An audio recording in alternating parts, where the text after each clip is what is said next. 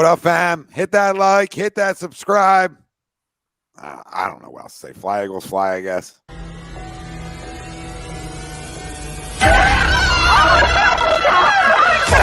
Let's go!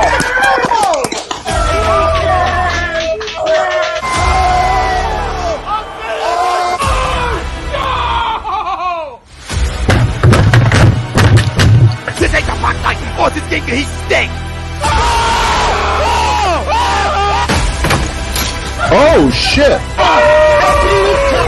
It's gone!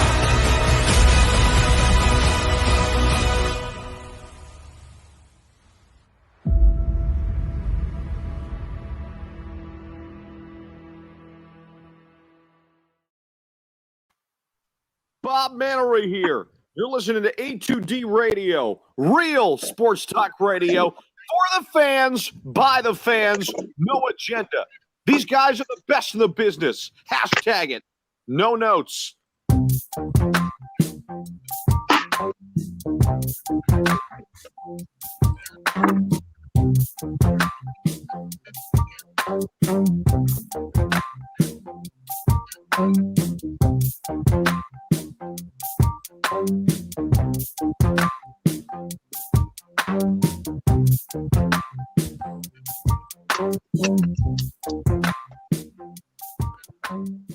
Welcome in, everybody. This is A2D Wednesday nights, only on A2D Radio. Every Wednesday night, we are brought to you by the Counseling Center and Sunrise Detox. We know many of us and our families deal with mental health and addiction issues. We are happy to support the Counseling Center and Sunrise Detox. If you need help, reach out to our good friend Rob Lutman at 856-651-8117. Frank Vespi in the house. Nate Moss in the house.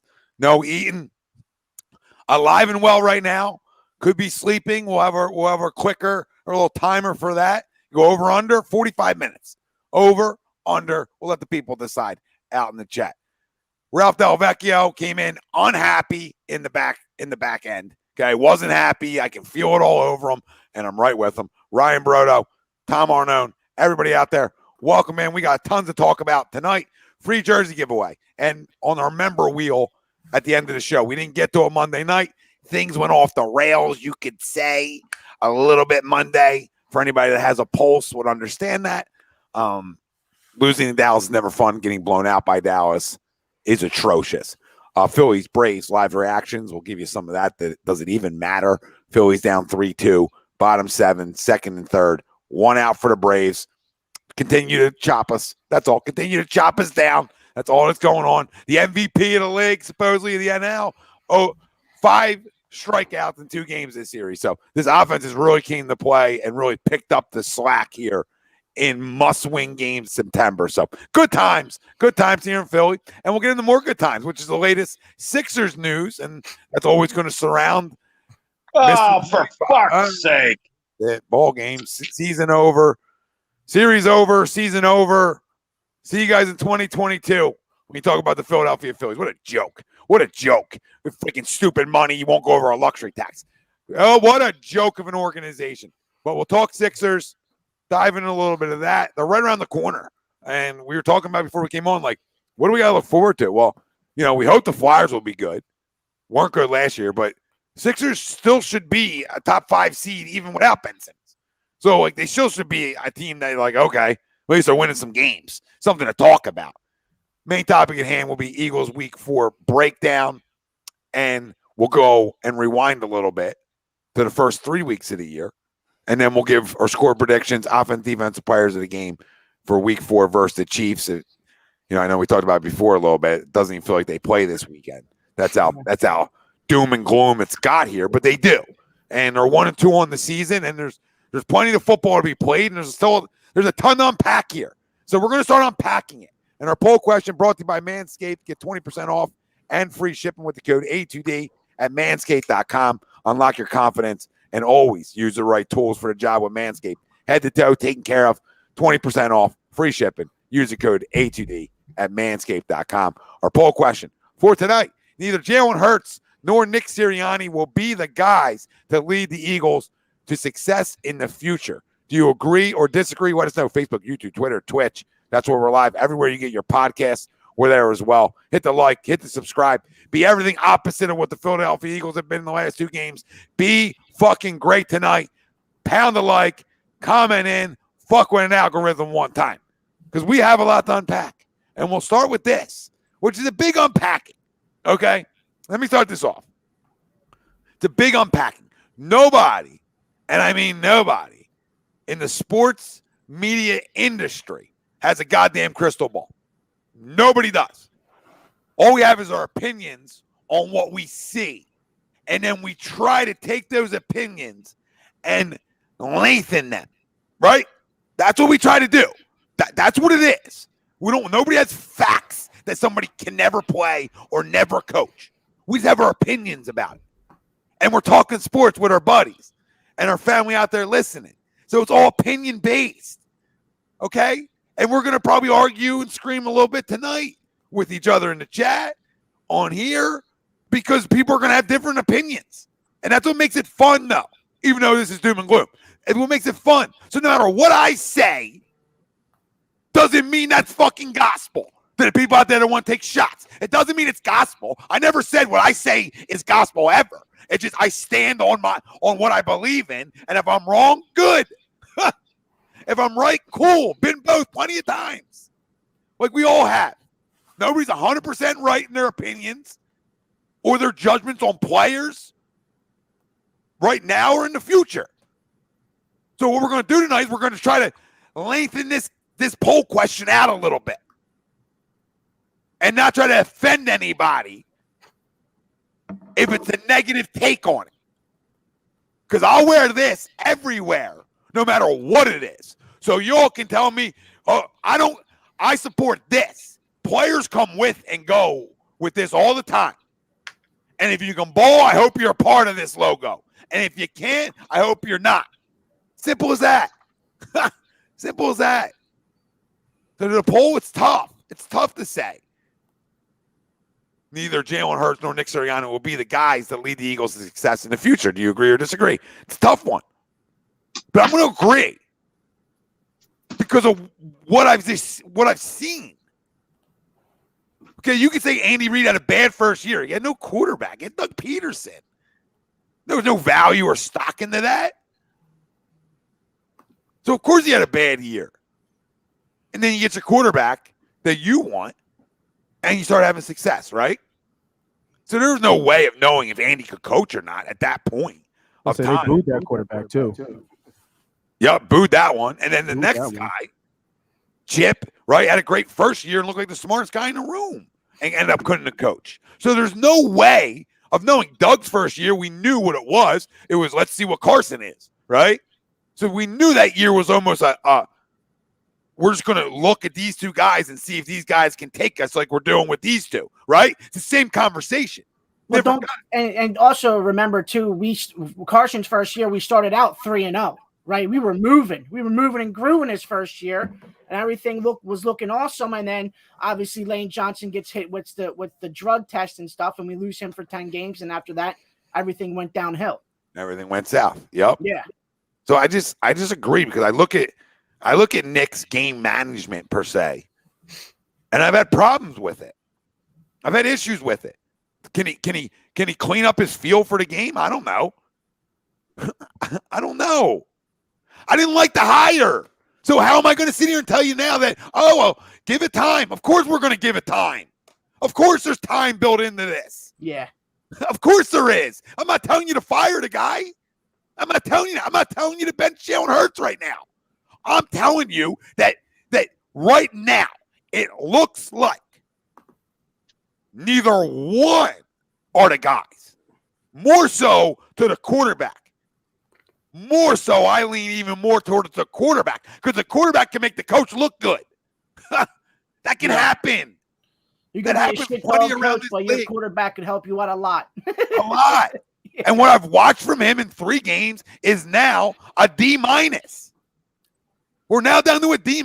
We started at an A, and we're now down to a D- as its overall grade. That's not good, but we're giving it time. What's his response going to be this weekend in Kansas City? I don't know. But off of what we've seen, probably not good. So if anybody can sit here, you can tell me to give it time, but tell me how either one look like the guys, and especially the quarterback. Just tell me what you watched then. Don't tell me numbers. Don't tell me anything else. Tell me what your eyes watched and tell me why you then believe that this guy is the guy. Because every quarterback, I can't continue to say this because I'm saying it too many times, but it's factual. What one thing does he do elite? And I'll end the conversation and mic drop you there, and you can say, Tommy, you got all the answers. Yeah, maybe I do, because that's common sense. It's common sense. What does he do that's at an elite level to make you believe, okay, but he's got this? On the field. Not in the huddle. When the snap goes off, what does he then bring you that other guys can't do? Like there's things Mahomes does that nobody can do. There's things Lamar do that nobody can do. There's things Russell Wilson does that nobody can do. There's things Brady can do processing that nobody can do. Yeah. So what does he do? Besides, it's 7 games. What has he done? Takes great warm-up videos. Look at that. Great one. Willie, steaming beaming. Gets all the ladies. We know that. Right, but there's nothing to me right now. So listen, I agree to the poll, and it's more so on the quarterback right now to me. And the head coach is an idiot. Like he's dumb. I haven't liked him from the hire. I thought it was all like way too buddy. Like you're not going to come in and build a culture being buddy. You're not. That's why you lead the NFL in penalties, because you're buddy. That's how that works. This is professional sports. This is not buddy. Okay, I need an in-between of Chip Kelly, who won't talk to you, and Nick Sirianni, who will literally drop off meatloaf to your house. I need an in-between. You can be a player's coach and still get up in. And there's no up in yet. So if this football team comes out at home and has 12-plus penalties again or double digits again, that means that he can't coach. That means there's no discipline. So please enlighten me. Outside of that, it's early that you disagree to this poll. Outside of early, that's my whole thing tonight. I don't know who can disagree to this poll right now. Maybe other than Sirianni and Jalen Hurts, to be honest. And like you said, Tom, nobody's got the crystal ball in their hand saying, "Oh, this is exactly what it's going to be 5 months from now, 6 months from now, 12 months from now." But neither of us, or I don't think any of us for the most part, loved either of the moves when the quarterback got here or the coach got here for various different reasons. And like I said, it wasn't a shot at any of them as people, but I keep seeing this in our comment sections. And, I've seen it addressed to you. I've seen it addressed to a lot of Eagles fans that are on the negative side of Hurts, not even the quote unquote haters or the people that are giving him no chance, because we're still giving him a big chance. Like we still are starting quarterback right now. We're not lining up saying, "Oh, you got to bring in X, Y, and Z to replace him" at the moment. But I keep seeing, and I don't know why people keep talking about this guy, because he's in a different city, he's in a different organization, and his team also, by the way, is 0-3. I keep saying, "Oh, where was this energy with Carson? Where was this energy with Carson when he struggled?" And I want to bring up something that Ralphie, you touched on right at the beginning, which you're spot on with. And I think you can talk about with a lot of different teams or a lot of different players in the city. It's that first impressions are everything with this city. And I think with a lot of cities, it's not an exclusive Philadelphia thing. But like with Carson and that 16 team, you got off to that really good start. And you saw things that Carson did, X, Y, and Z. There were some things that we didn't like, but you got off to a really hot start. So that sat with you. And then what happened later in that season was more put on Lane Johnson and the offensive line not doing what they needed to do. And Doug got a lot of passes too, because everyone was saying his roster wasn't good enough. So we got off to the compare the two is just it's outlandish. One guy had an MVP caliber season before he got hurt. He did elite things on the football field, or elite things. And I don't like the guy anymore. He's a fucking loser. Okay, he's a loser, and he ran away. He does like Ben is. He ran away from a problem, and I'm glad karma's biting you in the ass. Okay, but at the end of the day, he showed us elite stuff. Yeah, like him, dislike him, whatever. Yeah. So that's the biggest thing. It's like, well, seeing is believing, and I'm not saying Jalen has shown us nothing good, but things to lean on. And this is not something we talked about, right after obviously the loss on Monday. We've been saying this going into the year. It's that, okay, he has to show us something that he does, that he can lean on, that can overcome all the deficiencies. So I'm not going to say I agree to this poll because of the loss on Monday. I'm not going to say it because of the loss in week 2. It has nothing to do with that, because I don't think a lot has changed, even though we've started 1-2. I'm just going to speak for me, and everyone can have different opinions on this, but I've been I've been pretty consistent on this since the Hurts era began, and that is Jalen Hurts, in my opinion, was only going to be good in this league. That was his peak. I never thought he had great.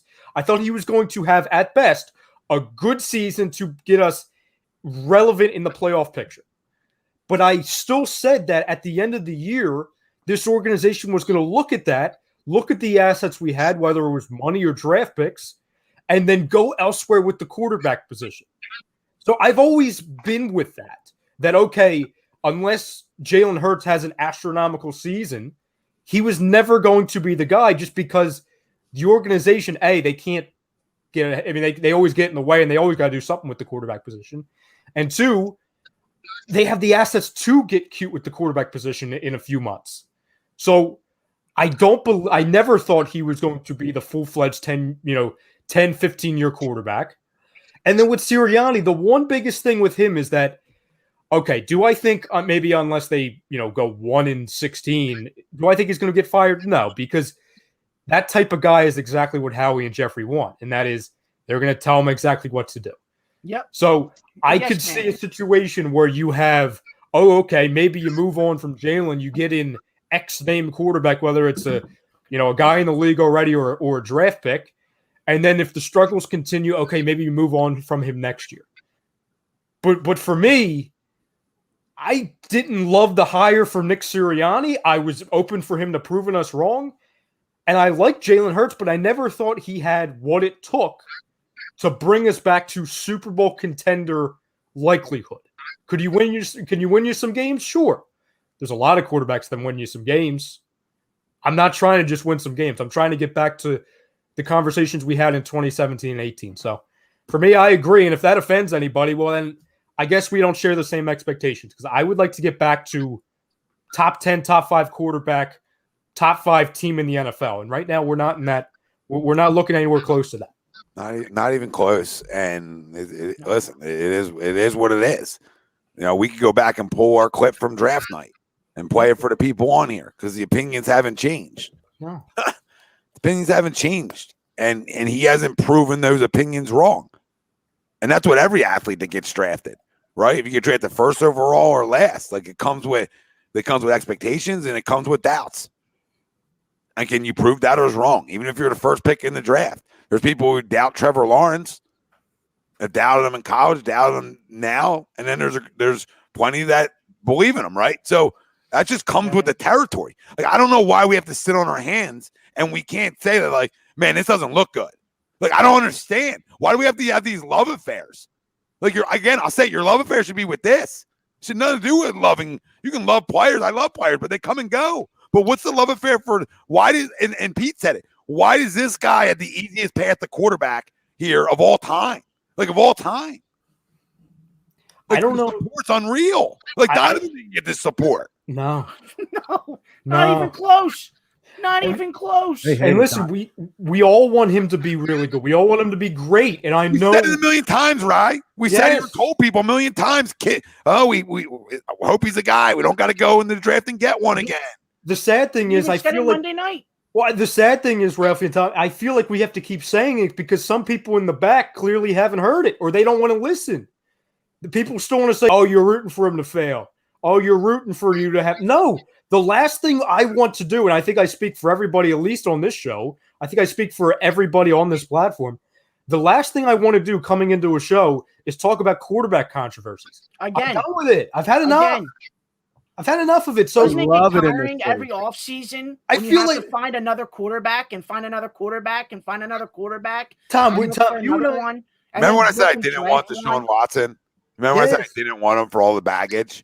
Mm-hmm. What I've watched the last 2 weeks, I'm ready. Like, I'm ready. Like, I'm ready. I wanted to hold off hope, right? That's why I didn't want to make the move in the offseason. I want to see if this kid can play. I want to give him a chance. But Sunday's big. I'm telling you, win, lose, or draw, it doesn't matter. Sunday is fucking big. Like, he has to play well. Because if he doesn't, it's only going to get worse. You have to show growth of some sort. You have to. Yeah. And if you're not in on Deshaun Watson at this point, I can't help nobody because I was out on him. And the owner, apparently, he's right there with you. I'll get to that in a minute, though. Go ahead, Noah. I couldn't be more pissed off of how unprepared they were on Monday night. Now, I get it.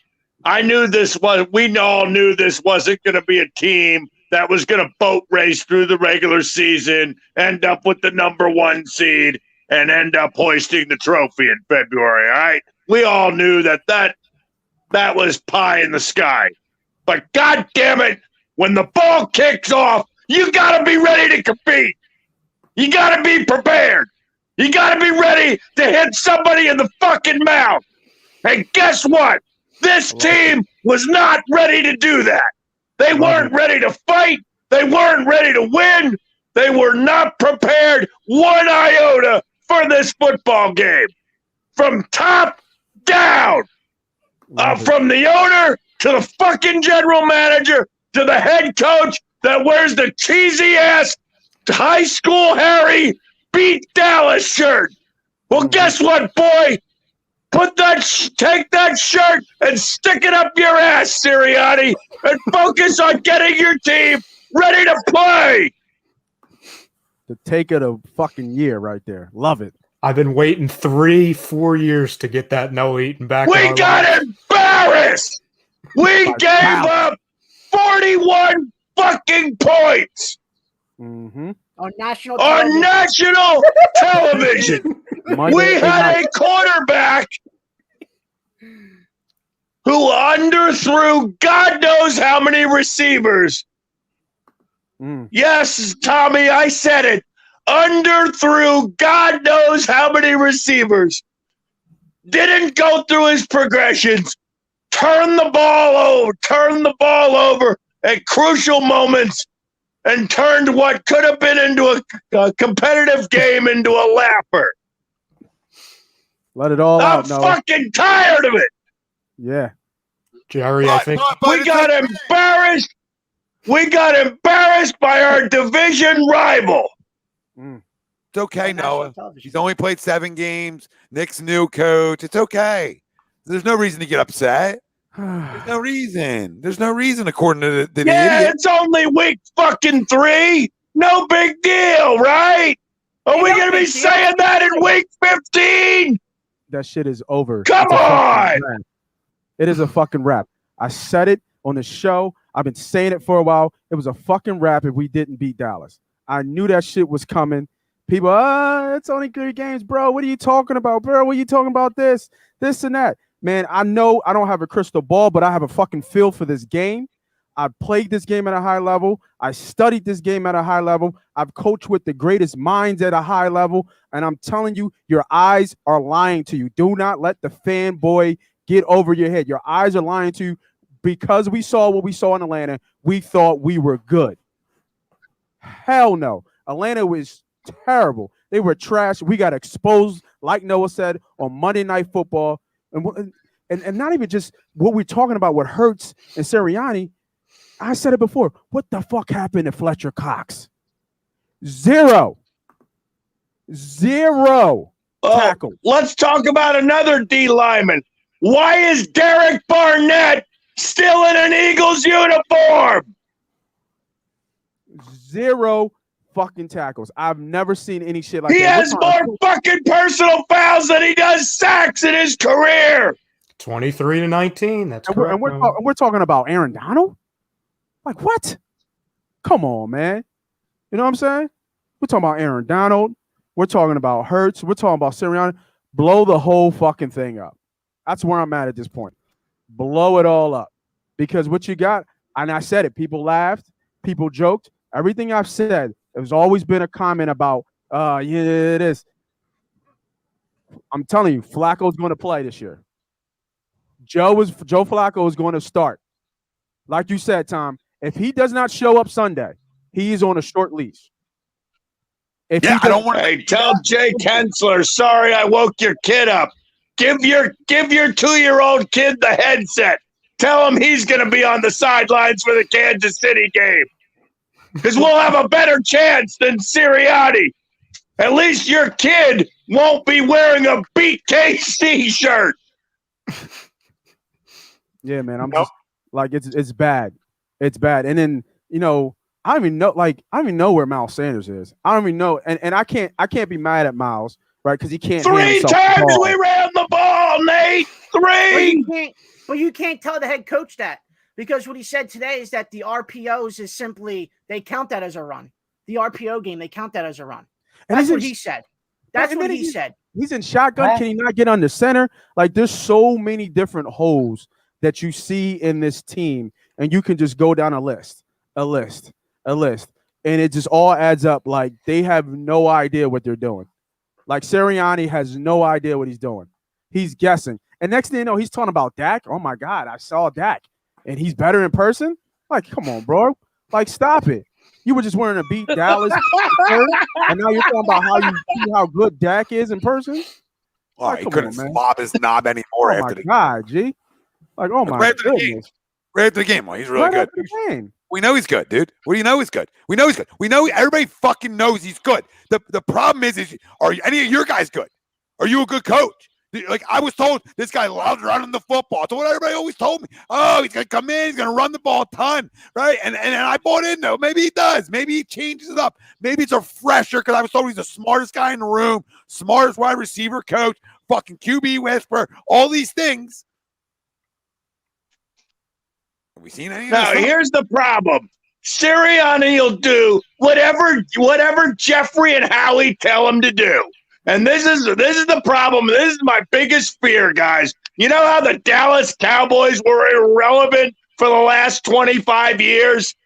You know why? Because Jerry did a lot of meddling, all right? Because Jerry wanted to be not just the owner. He didn't want to just sign the check. Oh, he wanted to be the coach and the GM, too. Well, he still is. So he still is. Huh? He still is. He still is. Like, Jerry still is. But I'll give Jerry a pass. He fucking had a dynasty. So he gets a pass. I don't care if it's for 30 years. He just gets a pass to me, because I don't care. You created something big. You created the #1 market, per se, in the National Football League, right? So you get a pass because you actually did something. This fucking guy created movies, was a movie producer, won 1 Super Bowl, and now it's going to tell you don't run the football. He literally told his head coach after Green Bay that we don't do that here, almost like a slap on the hand. After they won. They won in Lambeau. They won. And he goes, we don't do that here. We don't do what? We don't have balance. We don't run the football. We don't do what's best when you know a team's weakness. And I said it on freaking Wednesday, whatever other freaking shows I did, Sunday, Friday. That simple. How you beat the Dallas Cowboys is you just expose their defensive tackles. And they didn't do it. They did on 1 play and rush for 24 yards. What are we doing? That was your recipe to beat them. If anybody has a clue about football, you say to yourself, if I'm going into explosive offense, what's my best recipe to winning? And you know what it is? Controlling time of possession, right? I love throwing the ball. I love ball control, yes. He has no feel for the game. Your first drive is no feel for the game whatsoever. Good. He has no feel for the game. And he's talking about, look, what did he do at the press conference? He said, look, here's where the analytics said it. Like, nobody gives a shit about that, bro. Like, come on, man. The chart, Nate. Nate goes for it on 4th and goal when they're going backwards the week before. Okay, this week he has a 4th down and actually real life, right? Then we were talking about it on Monday during the game. He literally went punted. You punt now? Now you're punting in the 4th quarter with like 12 minutes to go. Now you're punting. I see why he questioned himself. I think there was the week before he questioned himself, and I hated it. I hated the fact that he questioned himself. Am I good enough to be here? And once you start questioning yourself like that in this game at this level, then you shouldn't be on the field. You shouldn't. You Right. shouldn't have the whistle in your Then hand. it's going to mean NFL as in not for long. And you know what? As long as Sirianno keeps coaching scared and keeps bowing down to Jeffrey and Howie, then he won't be here very long. He's done after this year, in my opinion. And going back to like the whole like the running the ball shit like that, it's just funny because everybody loves stats. So I'm gonna bring a stat up for you guys. Okay, so through 3 weeks of the NFL season, the Eagles are the second best in the NFL with the best run block win rate of 76%. The second best team. You know what we did Monday night? We ran the ball 3 times. Can I add on to that, Ralph? Can I add on to that? Since we love charts and analytics, right? Yeah. We love the analytics. We're not going to look at that stat.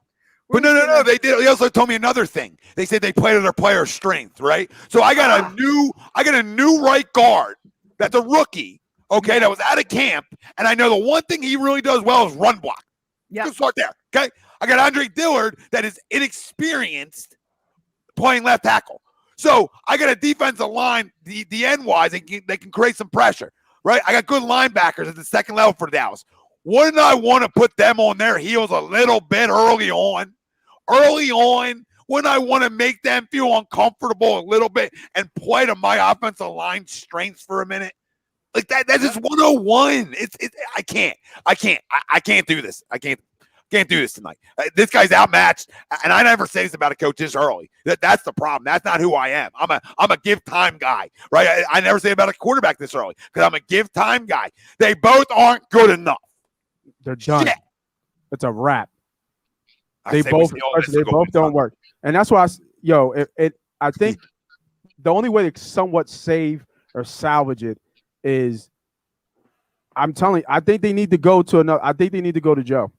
Because at least he's a vet. He knows how to run the offense. It'll look off, and I think it'll fit what Sirianni's doing, whatever he's doing. Nate, that's what I mean. What's better than this? I think. Yeah, but what's Joe saving? I mean, save what? Like, if you just want to say, okay, get the kid out of there, save him from himself, compete. that's fine. He'll compete. No, you save perception. So what you do is you compete in football games. You don't get your doors blown off every game because he actually can throw the ball down the field. Like the one thing, like I'm not Mr. Joe, but like you want Zip. You want to find out if your receivers are any good since you have 3 first-round picks next year. Like, you know what I'm saying? Like we got to find things out. We got to unpack things, and we don't throw a dig. He'll throw it out. You know what I'm saying? He'll throw a skinny post. He can throw NFL through. Simple as that. That's how bad it is here, right? That's how bad it is here. That like I just want a guy who can throw an NFL throw. Absolutely. I just think and like I said, it's semantics. I just think we're asking for the wrong guy because we see now we're down 3 offensive linemen in 3 weeks. Yeah, but the last thing I would do with that guy needs more time. It's not like you went out and got a running back. Like that guy needs more time.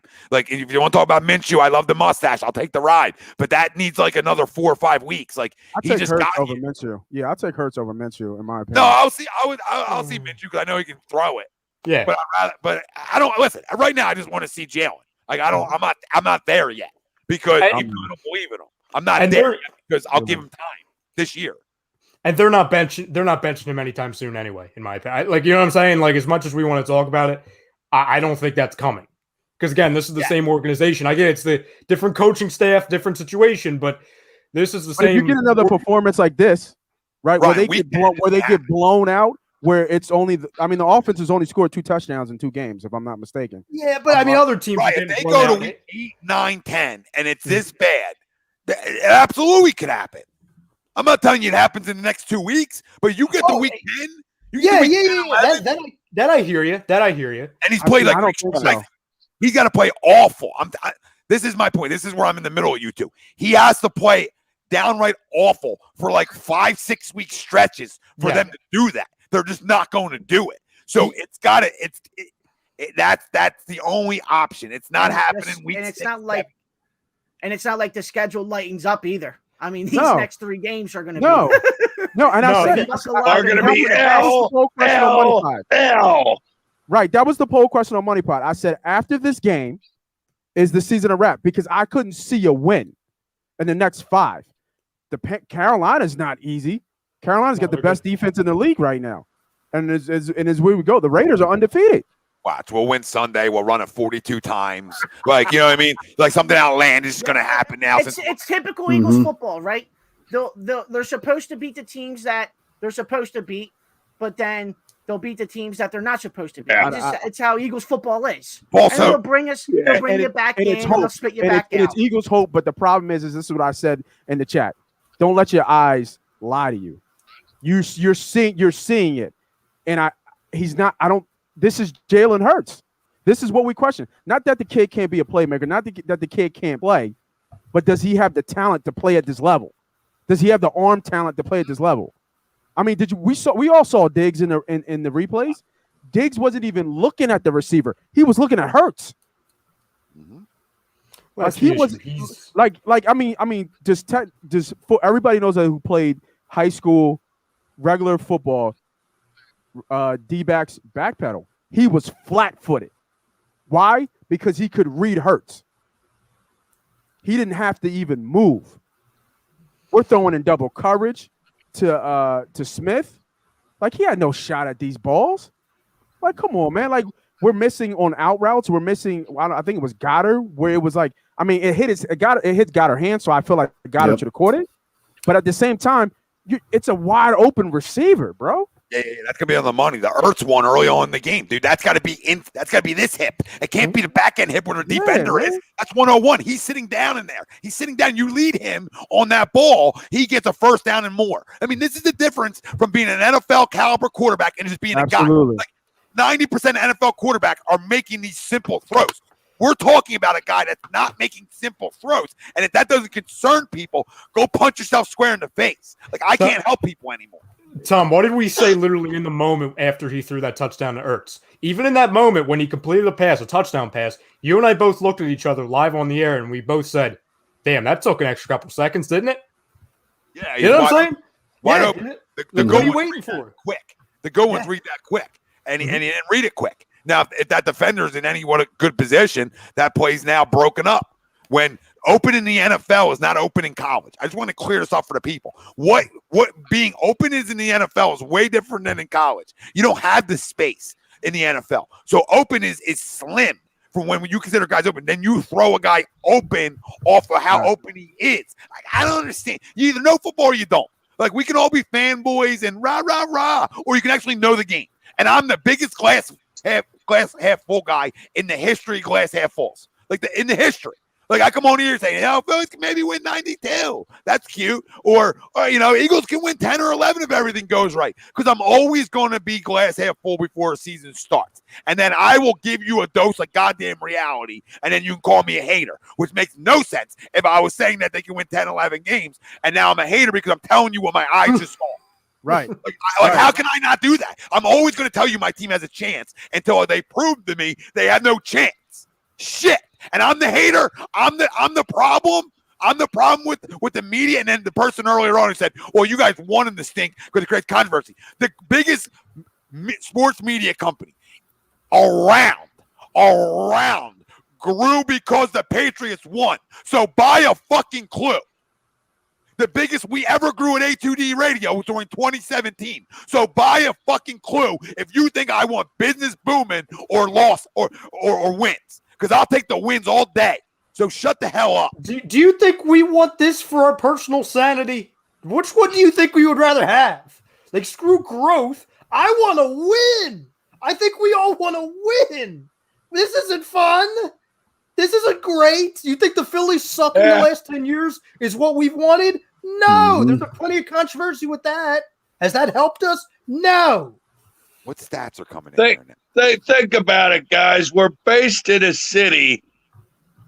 Would you rather be based in a city where we're following and covering a team that goes 3-14 year after year? Or would we rather be covering a team that is competing for Lombardi trophies year after year? Lombardi's. Donovan, thank you for the super chat. Of course, I'd be in on both. Let me read off. Frank, go ahead and give us your agree or disagree. I mean, it's tough right now, knowing the situation that we're in. And personally, I'm going to say disagree, only because it's going to be one or the other moving forward. It's either you're going to stick with Jalen Hurts. We know about his intangibles. We know about his flaws. I know the criticism behind, picking him in the second round. Can he overcome those flaws? I hope he does. But at the same time, if we're having these bad game plans where you're throwing down the sides and not in the middle, it's going to be a problem for Jalen. And, for me right now, he's just going to be a stopgap quarterback, a bridge quarterback. Now, and who the we funny going to thing replace is, him with? I have no idea. I agree with you, Frank, when you think of it, because we don't know what Sirianni's offense looks like with a guy who can make all the throws. Right? Exactly. We don't know. So he's tailoring. I want to hope he's tailoring things to Jalen's strengths, and Jalen's just not delivering because Jalen just He better be. That's his fucking job. Well, and there's no way That's Sirianni's job, and he's not doing it. Well, there's no way Jalen Hurts is executing it properly, Nate, because we talked about it on Monday. You talked about it a few moments ago. Number one, he's eyeing up cornerbacks to where a cornerback's going to look for 2 seconds to be like, oh, he's looking at me. Okay, he's coming to me. And two, he's reverted back. Like, here's the other thing, too. And this is why, like, Sirianni, Hurts, it's been a revolving circle of suck the last 2 weeks. Okay, so it's semantics whether you want to put one at 1A, 1B, whatever. They both haven't been good enough. Okay, but the one glimmer of hope, not that there's zero glimmers of hope with Jalen Hurts, because there are. Okay, time is that's the thing. Oh, right. You got to give him time. But at least with Sirianni, the argument is, well, you can learn from your mistakes. He hasn't done so far. Nope. And two, like we always talk about, well, if you have better players, your job's going to be easier. You know what I'm saying? Like, we know too, right? Like, it's not like their offense is that bad. Right. No, they have a ton of weapons, and he's reverting back to the same concerns that he had at Alabama. We abandoned that gameplay that we had in Atlanta, and somehow at one point during that San Francisco game, we went back to this. I don't think it's abandoned game plan. I don't abandoned game. I think. Well, no, I don't think it is, Frank, because the running game. Okay, that's one thing. But when a quarterback is not going through his progressions, he's literally eyeing up a cornerback. You're killing the game plan. Your game plan doesn't stand a chance. There's a reason why you look one way and deliver the other way. There's a reason why you go through 3 or 4 progressions and maybe go back to your first. There's reasons based on this. There's reasons Brady will look off a defender and go elsewhere. There's reasons for this because this game is fast. This game, guys know your tendencies. Everybody knows things, right? And corners and D-backs, period, close fast. So you got to get guys either flat-footed, going one way, you deliver the other way. Like, you have to look guys off at this level. You can't get away with it. You just can't. There'll be times where a good play call will maybe bail them out, like the play call in Atlanta to Devontae Smith, right? Like, that's a good play call. So that bailed him out on that ball, essentially, when we look back on it. Okay? So there's going to be those situations. But if anybody pulls the clip, like I said, on draft night, right, and you hear everybody's concerns of him, then you're going to say, oh, okay, we understand why you feel this way. But, I mean, we have plenty of weapons. There's a reason why that I can sit here and tell you 10 wins before the season started, because this offense has the ability and the playmakers to be explosive. It has the ability. I don't care if it's his first year, he never coached ever, like just picked up a clipboard for the first time. This offense has the capabilities of scoring points. And the reason it's not is because the quarterback, one, is missing throws, one, not going through all his stuff when guys are open. Yep. It all starts with him. In the NFL, it doesn't start with the head coach when you talk about the quarterback. Like, the quarterback has to be able to play to then help the head coach. It's become extremely predictable the last 2 weeks.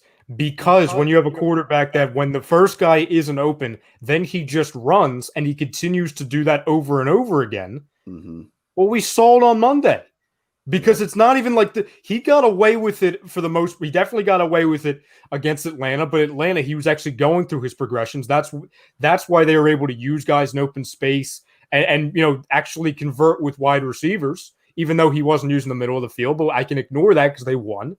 Week 2, he was able to get away with running with the football because he didn't have the predictability, because in the first week, obviously he did his job, but now you have 2 weeks in a row where it's one look, go.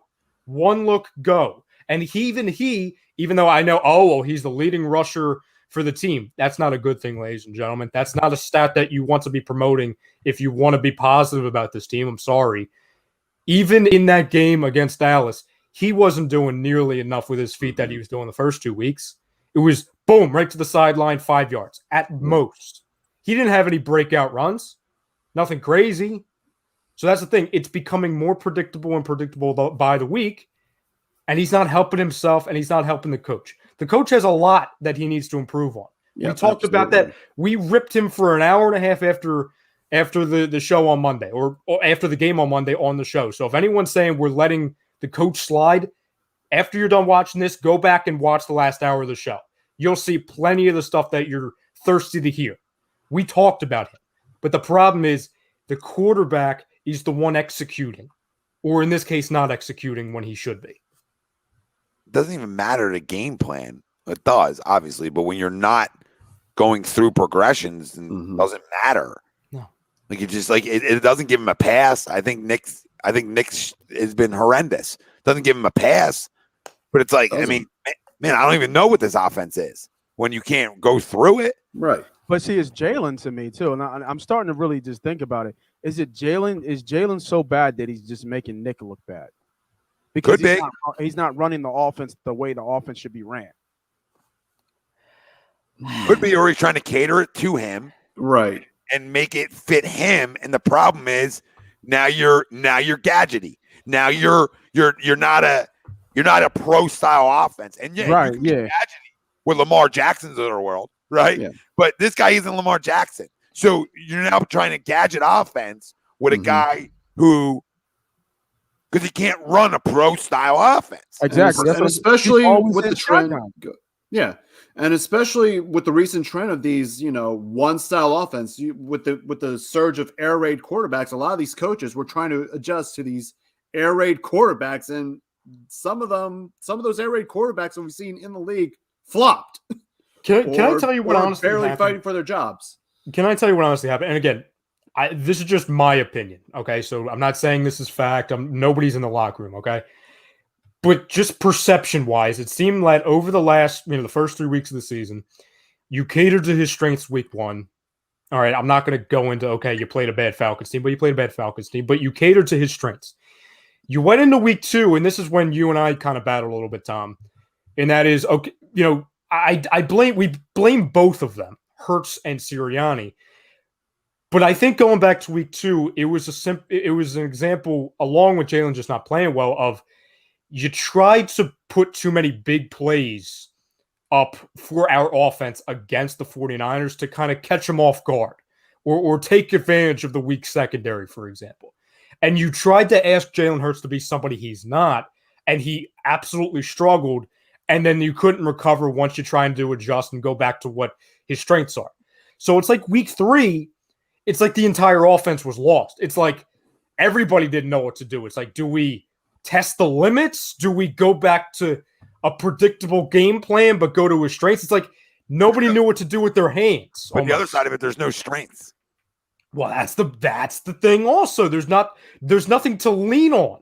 Now, he should have led on the running game this week, and he didn't. And when you say strengths, you mean like Jalen Hurts strengths? Yeah, correct. Like what ball does he throw the best? I don't know.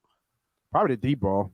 I guess, and he doesn't throw that good. So, no, I wouldn't say deep ball. No, I would say deep. The only reason why I say a deep ball because he hits those more than he does the regular passes. We see more of the deep ball passes being completed, even though they might be 50-50 balls and give his receiver a shot. This isn't true, by the way. This isn't true. So stop with this. That they shut him Devontae. It's not true. Go back and watch it. All right, and then your eyes can tell you what really happened. All right.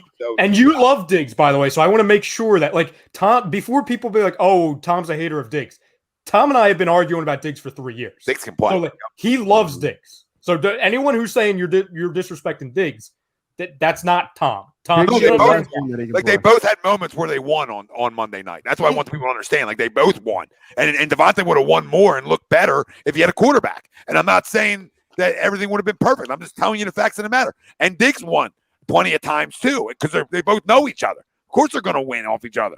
She goes about 2 high-level players, man. I mean, they're going to win. But when you don't get guys the ball and you don't – I can't. We can circle this wagon all night. If you think he's going through progressions, then fine, people. If you think everything's going to be okay, then fine. But somebody said it before, like, you don't want Mitchell Trubisky happening here. How long do you want to hold on? Like, when's long enough? That's what I want to ask the 7 gamers. When's long enough? Because after 17, you're now talking about 20 games started. Holy fuck! How many games you want to give him? How many games? And he hasn't gotten better. It's the same. It's the same shit. Got worse. I think I seen a comment last year under Doug in a train wreck. Right, and I seen a comment. I think I said, "When's the next game that we could legitimately win?" And I said the next 5. I couldn't see a win, and I'm saying possibly Detroit, and it's bad that I'm saying possibly Detroit. But other than that, it's losses across the board. We're not beating the Chargers. We're not beating Denver and Denver. We're not going to beat the Saints. We're not maybe the Giants. And the first time we see the Giants, what are we? We're talking about December. We got the Jets. We got the Jets on the schedule. Yeah, maybe we get a win and did the Jets. This is atrocious. It's trash. I can't I can't stand it. I hate it. Right? I don't like saying the shit that I say. I don't like saying Fletch is overrated. I don't like saying that the season's over in week 3. Week 3, I'm saying that the season's over. I don't like saying this shit. Just like Raj said, I don't want this. I'm not doing this for ratings. Are we fucking okay, Mr. But Wing? I'm watching what my eyes are telling me. Mr. Wing, are we really Peyton Manning? Are we really Steve Young in it? Are we really Hall of Fame freaking talking right now? Are we okay? Peyton Manning was number 1 pick in the draft or number 2. He was getting his length, okay? He was going to get his time. He had a pedigree. He's a freaking Manning. Are we okay? Steve Young sat behind Montana for years. What are we talking about? What are we talking about? Like, 1 doesn't equal 2 here. 1 + 1 doesn't equal 2 on what you're trying to deliver us. And Mr. Wing, let's not forget, back in the days of Steve Young, Joe Montana, I mean, Gonna eat a fucking hoagie now. when you drafted a great quarterback, well, that great quarterback maybe a young QB sat the bench for a few years. All right, where today that's just not the case.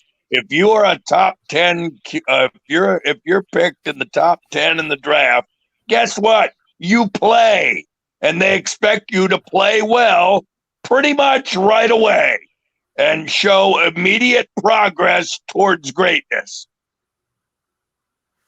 That's what they expect in today's NFL, Mr. Wing. Tom, what kind of hoagie you got over there? Thanks for joining us. Italian. Got some salami? A little salami over there? Nice. Salami. Thank you, Kayvon. He says, Kayvon. can people shut up with these apologies? He played bad, and I still believe in him, but I got to call it as I see it. The dude needs work. That's all we're saying. I don't agree with this statement, and I'm just going to break it down because I don't believe in him. What do you see that makes you believe? That's what I'm saying. I've been saying it a couple times. I said it earlier this morning. Your eyes are lying to you. Like you want to believe. You want to think he can make those throws. He can't. He does not have the arm talent, period. Get over it. Get him out of here. I'm saying it right now. Get him out of here. It's a wrap. Bless you. Bless you. Sorry, I'm allergic to losing. Well, get used to it, Noah. It's going to be a long year. Yeah, I'm gonna have to take a lot of fucking. I'm gonna have to take a lot of fucking Claritin, not a sponsor. I'm more of a Benadryl kind of Oh, person. shut up. You know what's funny too? And like I can just point to the intro that we play at every show. I can just point to literally 2 weeks ago to the date. Remember how happy we were? And nobody was going around saying Super Bowl or play. Like we were just happy. We all said like, oh, this is probably not going to last too long. This could amount to nothing. But you couldn't find a mad individual in this city that was an Eagles fan. Nope. It was like everyone was united. Just like, okay, we don't know how long this is going to last. We don't know if Jalen's truly going to be the 10 to 15-year guy. We don't know if Nick Sirianni's just going to be a T-shirt maker or if he's actually going to be a coach. But we were all just happy. It felt good to fucking win. Yeah. That's what I'm saying. Like, that's why I honestly laugh in the faces of the people that say Philadelphia wants this. We want this. No. I send this to Ralphie and Frank sometimes. I say this to Tom all the time. Like, I look forward to the day where we have a slow news week. Like, where we can just chill. Because I don't know if that's existed, period, since we've been doing shows. You know what I'm saying? Like, just to chill. So anyone who's saying, oh, well, Philly thrives off the negative energy, they look forward to running athletes out of town. No. No. Are we used to that? Yeah. Is that more of the new norm that Doug said all those years ago? Yeah. Are we constantly surrounded by it? Yeah. But do we look forward to it? No. Don't come to this city with that soft ass bullshit. We'll see right through it. Every Philly fan knows it. Ben knows it.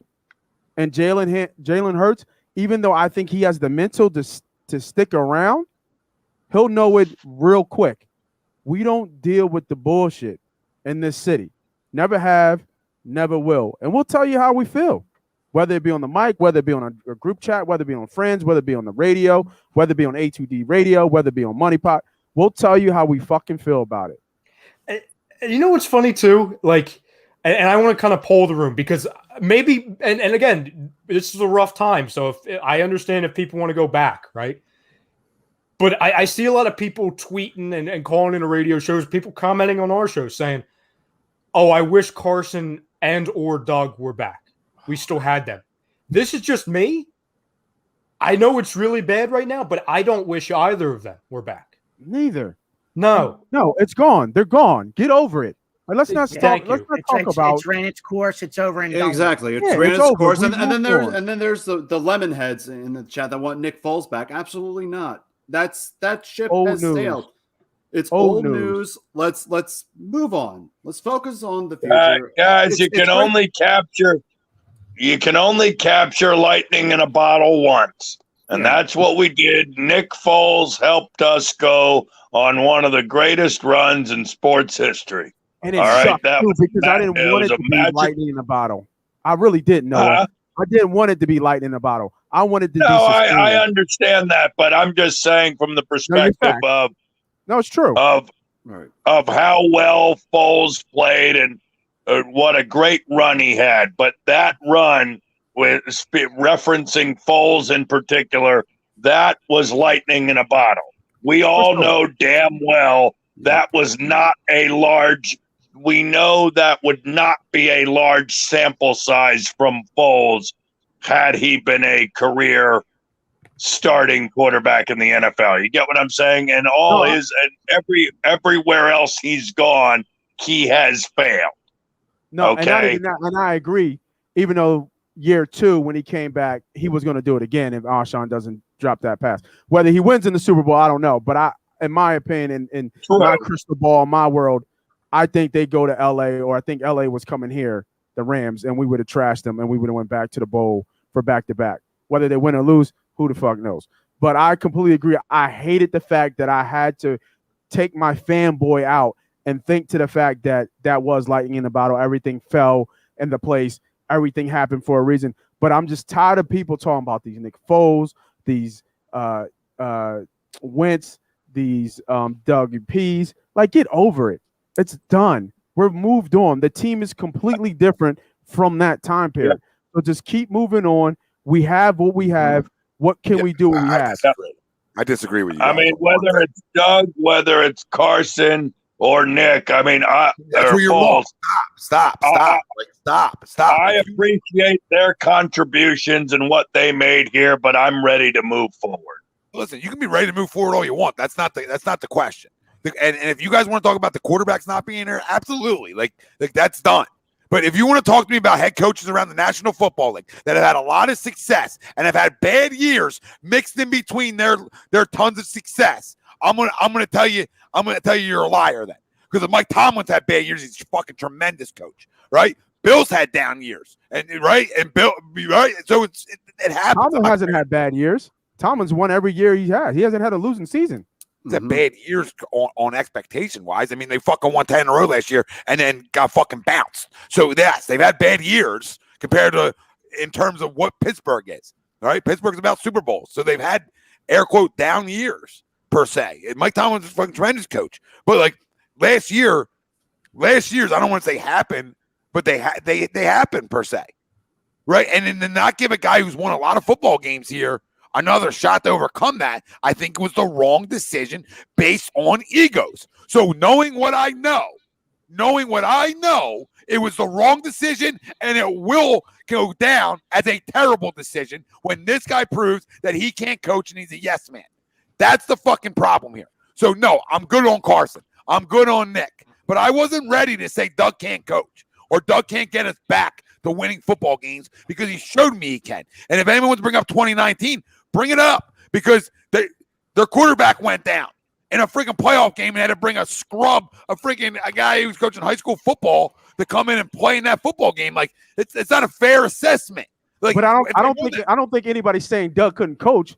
I think what I'm saying, I can't talk for Noah. Coach, so I don't. What I'm saying is he's already gone. There isn't a fucking thing we can do about it. Yeah, there's nothing to talk about if he's gone. We can do about it. The question wasn't, is there anything we can do about it? No fucking shit. We can't do nothing about it.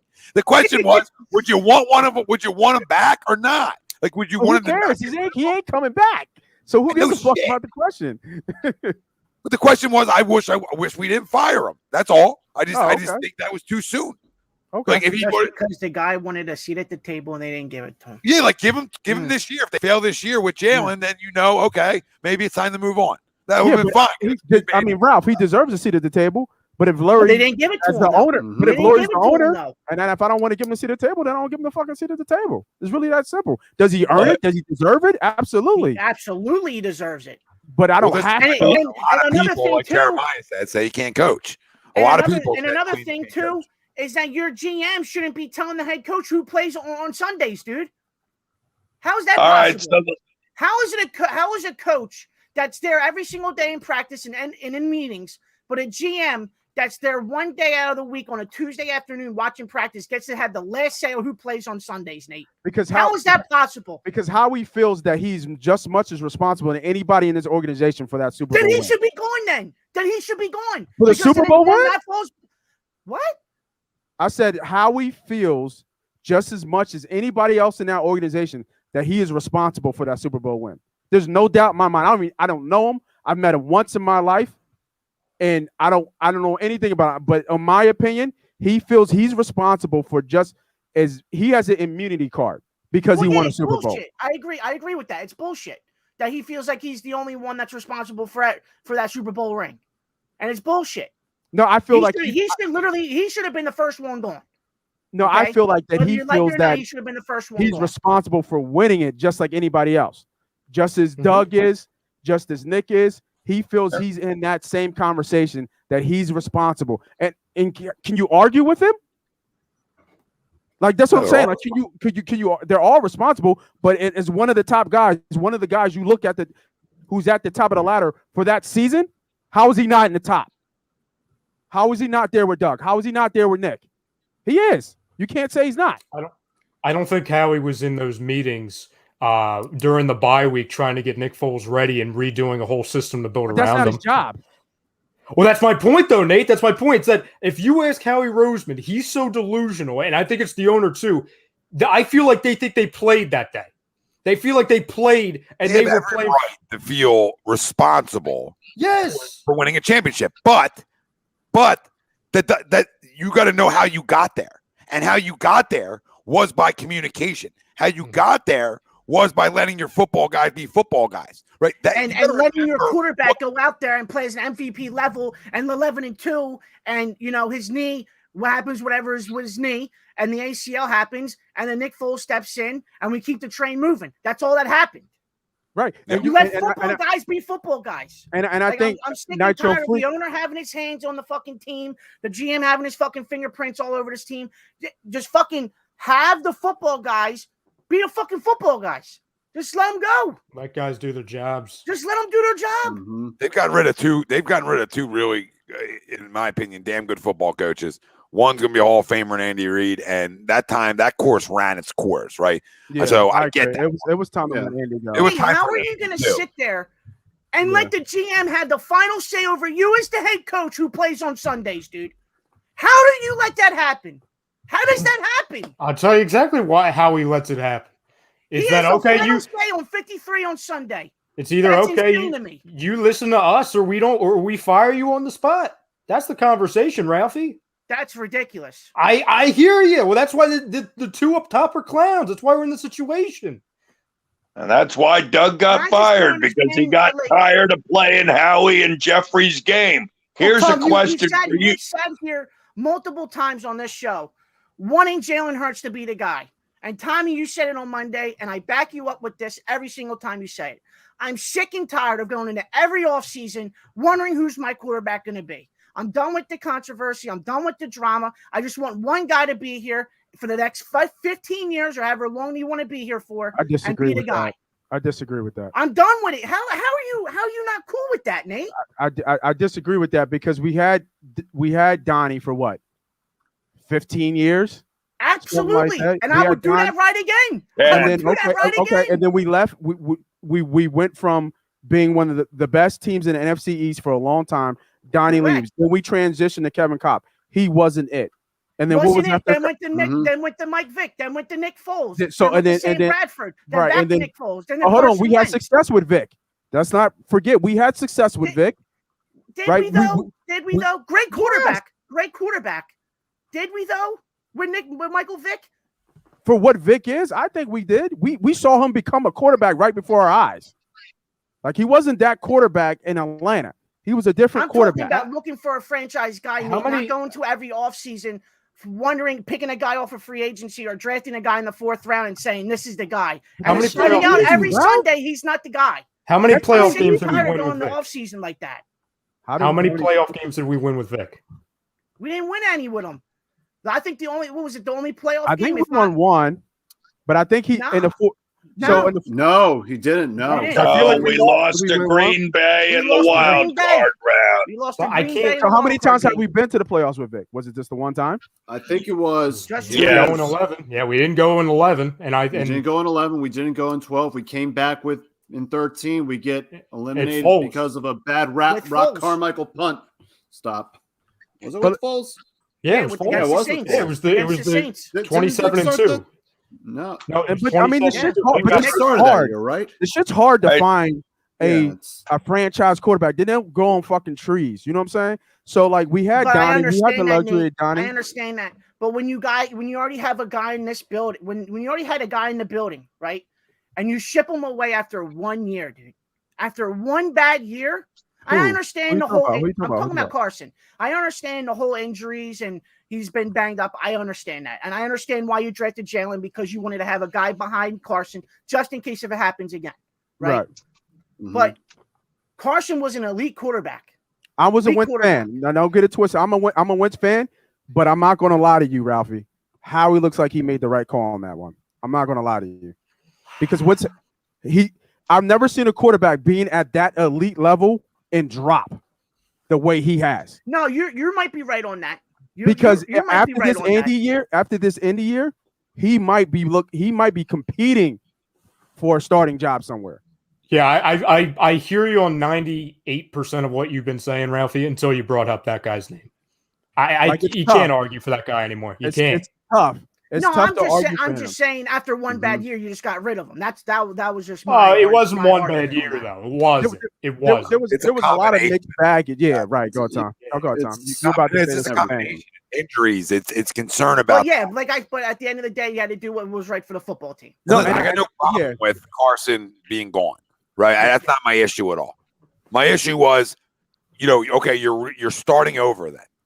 So if I'm starting over and I have a guy here who I started over with and won, wouldn't 101 be to start over with him? That's the common sense. I'm not telling you Doug's the greatest coach in the world. I'm just telling you he was better than what was out there this year. Yeah. This year, he was better than what was available, especially in your climate, here in Philly, on what's perceived by outsiders. He was the best option here. So, best option out there. So, Nick Sirianni will never coach at that level because guess what? He's never going to win a Super Bowl. Okay, so just knowing that alone is all I need to know. All right, that's all I need to know. So that to me is why I say that, like, I'm not going to yell and scream about like, you know what I mean? But it was the wrong decision. That's all my point was, and it was my point when they did it. It was my point when they hired Nick, and it's going to be my point right now. And Tom, just to add to what you're saying, I think that Doug Peterson can win with a bad quarterback. Nick Sirianni is showing us right now he can't win with a bad quarterback. Dude, his offense is a high school offense, Nate. Offense. Jalen Hurts looked better under Doug's offense. So everybody told me that. That's what I'm saying. Like, yeah. Doug doesn't scheme. Doug's not a good X and O-er. Well, I'm not telling you he's the best. I'm just telling you it looks like the freaking greatest show on fucking turf compared to what I'm watching right now. That's what it looks like. And it wasn't that good. And just to repeat what I said, Doug can win with a bad quarterback. He did it. So he won a Super Bowl. He can't. He needs a good quarterback for whatever. We don't even know what his offense is, right? We don't even know what this footprint of the offense is. Yeah. What is his go-to? Yeah, right? Like, what is it? Yeah, exactly. We don't know if it's double tight. Whatever the fucking chart happens to say. TJ, thank you for the super chat. Thanks, TJ. Appreciate you. And yes, he is damaged goods. So he's Carson's different. Carson's hard because he's fell off dramatically. He's a bottom quarterback right now. Can I ask you guys this? And this is, you can probably laugh at me for even asking this question. A little exercise. Everyone come up with the last one. What the Doug thing? Oh yeah, I'm just saying, you asked the last one, and you know that was going to go off the fucking rails. I was waiting for you to pop back up. The question, no, it's changing the question. You know, they sued him. I see him down there. Well, I mean, Tommy? Noah was talking about firing Sirianni after week 1. I mean, we have to remember this. So the meter's a little different depending on who's on the camera. Each of you give me one. I can't believe I'm saying this. One positive from the first 3 weeks. Jesus Christ. One positive from the first 3 weeks? Yeah, I'm not asking for 3 because I don't know if we're going to get 3. Just one. I'll give you one. I'll start it off. I'll give you one real quick here. I know from what I've seen that regardless of how bad he plays, and I'm talking about the quarterback because I've been critical about this quarterback. I've talked shit about this quarterback, and I've been doing it for weeks at a time. I even made a whole goddamn show about this damn quarterback. He will fucking battle. I know I can go to him with war. He might not look good. He might get me killed out there. But I know he's going to strap up and he's going to play to the best of his ability. That's the only thing I can think of. Because in that Dallas game, even though it was how can I say awesome. it was garbage time, he was still fucking battling. I saw it in his eyes. I saw it in his demeanor. He wants to get better. But at this level, some people have levels to this shit. Right? You see all the other podcasts. You see all them talking. Hey, we didn't even drop the line. You see the membership. You see the Money Pop membership. We've been killing it. We've been doing it. I've been setting up plays. There's levels to this shit. When you jump on A2D radio and you talk with us, there's levels to this shit. When you jump on Sundays and watch Money Pop where we talk about gambling, there's levels to this shit. And guess what? In the NFL, at this quarterback, there's levels to that shit. He just can't reach that level. He's at his top. He's at his peak. Period. Tom? I mean, we got a lot of votes for the punter in here. Stay away from the punter. The obvious choice is Hargrave. Apparently, you got to vote for Dillard. I'm going to go Quez. Because that's a good one. Because there's one thing that translates, right? And that's his speed kills, and he finds ways to stretch the defense. And he even went up and made a big catch. Not a big catch because it didn't matter, but a big catch in terms of getting draped all over him. But that's a positive. I mean, I think he continues to look good for whatever that's worth. But hey, that bold prediction I made, it's starting to come true.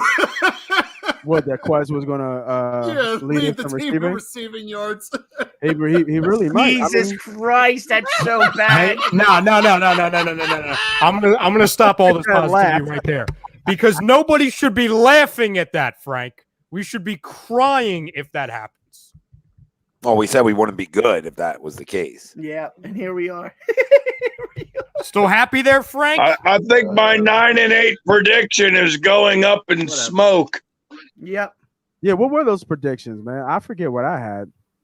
I was low. Mine was 9-8, and of Tom- course Tom- I Tom had was higher the than me. Eagles. Of What you got, course I had us beating the boys by 20. Oops. I was higher than people in a dispensary. You know what I mean? Like I was He was up there. there. But listen, I mean, I'm not making excuses for it, but the facts of the matter is, if you told me I get no BG and no Brandon Brooks, I'm lowering that real quick. And that's not making an excuse for it. But I don't want to I'm not copping out of it. I'm saying this had to be a healthy Those roster. losses definitely hurt. It couldn't be certain spots. Like it couldn't be And your best end, right? Arguably your best offensive lineman, even though we knew he was going to get hurt at some point. I was about to say that, Tom. I was about to say this was his week. This is what, year 3? Yeah, 3 we years knew in it a was row? coming. Yeah. Yep. We knew it. But the BG, we didn't obviously expect. I could get away with no Brooks. The BG's a killer to me. When I got a young head coach, I got young talent around. I need that guy around. And if you tell me BG gets hurt, I'm probably, I'm out of that prediction real fast. You know what I mean? Yeah. I'm not trying to cop out of it. Like I stand by it, but He's a true leader of the team. On certain guys have to be healthy for this football team. That's just fair. No. He's got to be on the field. His like energy, the Chiefs are going to win 12 games, but if I take, I'm not comparing them to Mahomes, but if I take, who's their big time DN? Frank Clark. Brent Clark, no, that's the other one. It's Jones. The other one, Chris Jones. Yeah. Chris Jones. Chris Jones is a pimp. I think Chris Jones out. I'm not a good football team. I could probably deduct 2 wins. So, that's just how it goes in the NFL, obviously. So, I always tell you guys, predictions should be based off of health. And then you go from there. Right? And this roster is not good enough not to be healthy. Just not. It becomes a 2-win, 4-win roster real fast when guys aren't playing. Well, it's tough when you're down 3 starting linemen. Like they're down 3 starting offensive linemen. You're not gonna win. You're not gonna win. Sayamalu's out for the year, right? But nobody talks about that with Doug last year. Nobody talks about the 42 different offensive lines. Yep. Nobody talks about that stuff. We talked about it with Carson, but we never said, the play designs and this, that, and the third. Like nobody talked about that. Nobody talked about dude, it's hard to get stability when you have new starters every goddamn week. And for me, Dickerson is going to get better, right? I think he's got the pedigree. He was coming out the best. If healthy, he would have been the first lineman out of that draft. So they got him in a steal. And the fact that he's playing now, it's a little bit probably earlier than they want. He's still got a bum wheel.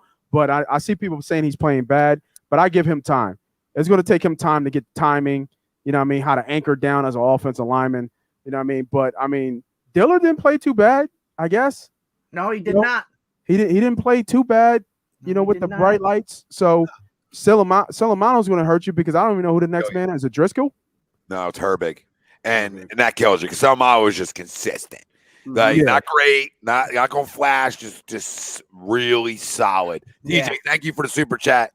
He says, the mirrors look like we have the worst linebacker coordinator. We do. We do. I don't know. Me and Ralphie sat here and begged you for years for linebackers, and you told us to go fuck ourselves. So I don't know what to tell you. And then Mr. freaking Canadian Football League, who everybody told me was the next white Ray Lewis, freaking stinks. Yep. I don't even know who the tight end was. Fucking blew him after the 49ers game a year ago. Remember he had that great 49ers game. He had that pick, and everybody You talking about Singleton? Yep. He blew him. He's just slow. He's just slow. Like he's always in the right place. Come on, Nate. Nate, the dude stinks. He's awful. Come on. I gotta show love for my defensive guys, man. I know you do. Patrick Queen should be here.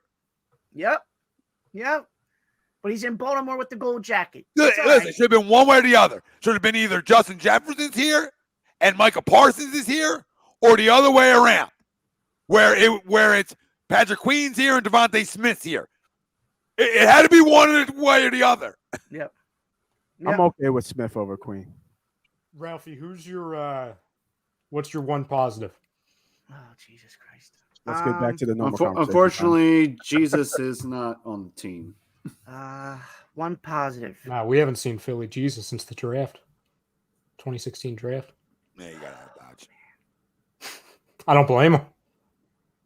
He left it all out there. Yep. I would probably say, got a- even though got he a really job. doesn't get the ball thrown to him, I would say Devontae Smith looks as advertised as what he was in college. That's a positive. At least we know he can play a little bit. Devontae Smith. They don't even run the route. I don't even think they run like good routes for him. Like he's like But a deep he threat. seems like he's always open, though, Nate. Oh, he's always open. open. You know what? I'm not saying he's not. I thought he's done a good job of running through contact at this level, which was a major concern for a lot of people. And I want to just tell you, I think he's done a tremendous job of that Yeah, throughout. absolutely. Like there hasn't been a lot of it to go off of, obviously, because we know why. But when he has caught the ball, he's caught some balls in traffic that I've liked, right? Yeah. Like some things that you can look with your eyes and say, like Ralphie said, you know what? He is the guy. And he can test, just Tom. struggle. He can test your balls too. Like he can test for balls, for those 50-50 balls. Don't matter if he's doubled or not. He's going up for the rock for sure. Going up for it. I like what I've seen. I mean, you know, and again, it's never, you know, I crowned them way early, but you know what I mean? Like it's hard to crown too early and you know, and you want to let guys play it out. You don't want to crush too early, but you can see things. And when we watched Jalen Reagor last year, it looked like he had no 1-2. We watched Devontae Smith, and I'm not crowning him. I'm just saying there's a 1-2 there. There's a 1-2, and that's the difference. The one guy looks disinterested, and the other guy wants to make plays. The difference of Quez Watkins and Jalen Reagor is Quez is going to go for a football. He's going to go make a play. Like that interception is totally on Jalen Hurts at the beginning of that football game. But what good corners do is they mug a dude. Mug his ass. Pull him down. Get the offensive pass interference call because it's way better than the alternative. That's my only knock of it. It's not his fault. That ball's got to be thrown out there. It's a terrible, piss-poor NFL throw, but just learn to mug a dude. Mug a dude. That should be taught to every wide receiver that steps on a football field. If your quarterback underthrows you and it's going to be picked, rape a dude. Or go ahead. Or rape a dude in the county jail because that's what you should be doing. Honestly, You because don't see that a lot, though. If you think about it, you don't even see it a lot. What's more important? What's worse, a 15-yard penalty or an interception? Right. Like, come Huge on. momentum swing. But you're right. Not a lot of guys do it, so I'm not like picking on him. I'm just not a lot of guys. I'm trying to think of the last time I've actually seen somebody actually do it. And this is what it is. This is what it is. It's the body language to me. Like you talked about Jalen Hurts, Nate, and I agree with you that I know he's going to fight, right? Even if he doesn't have the talent to get it done, he's going to battle. He's going to fight. Yeah, he's going to. And I love the kid for that stuff, right? That's going under the radar here because he's been terrible. But like, dude, the kid's an A++ kid. He's a worker. He wants to be good, just isn't. Yeah. And you look at another guy like Reagor, like that's not a guy I want to go in the war with. When I go back and watch tape. Has Reagor not improved this year though? No, I can't answer you don't think that so? yet. I don't know because we've seen plays from Reagor. We've seen plays, but the jury's still up in the air for him. For me, because last year it was a question mark. I'm seeing the explosiveness this year. A little bit, but I can't judge it because I don't have a quarterback who can do the things I need to. So it's hard to judge it. I don't want to tell you Reagor can't play. I'll just tell you that's bad body language, right? But it doesn't mean he can't play. He's soft mentally because he's chapping at the fans. I don't know if y'all saw that. He was bitching at some fans, saying fans talk too much. We got right to talk too much. I'll spin it a little differently. Go ahead, Noah. Go ahead. I guess you need something. Do you need a positive from me? Sure. So we're doing this in spite of getting blown out by 20 points on national TV in a game that we had to have. Right? I didn't tell you it was easy. All right. Yes. I hear you. So here's the one glimmer of hope. Javon Hargrave, I thought he's played by and large very well over the first 3 weeks of the season. He's a Pro Bowler right And now. I mean, I know a lot of that is because of Fletcher Cox being double teamed.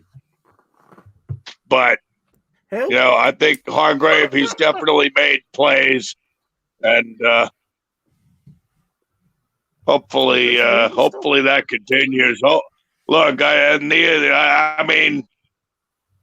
mean, there's time to turn it around, fellas, but it's going to be obviously a daunting challenge. It's Turn water I'm around. telling you right now.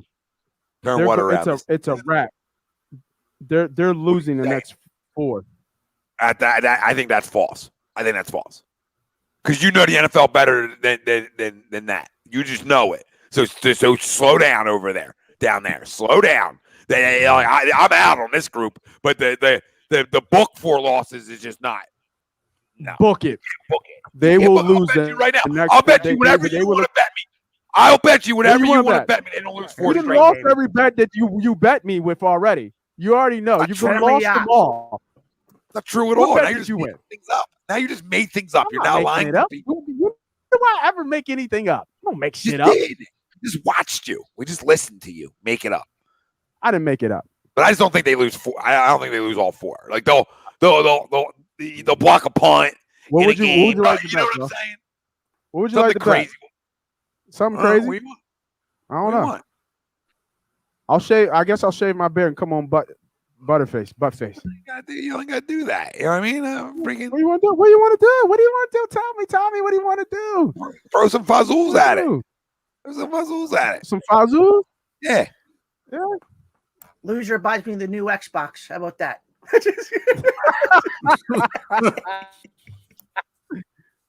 Whatever you want to do, Tom. You let me know. You let me know. We could whatever you want to do. They will go 0-4 Okay, I'll bet in you the $100. next 4 games. $100. $100? $100 right here. Lock it in. All right. Done. Lock it in. Yeah. $100. You've seen it here, folks. And I'm giving it back.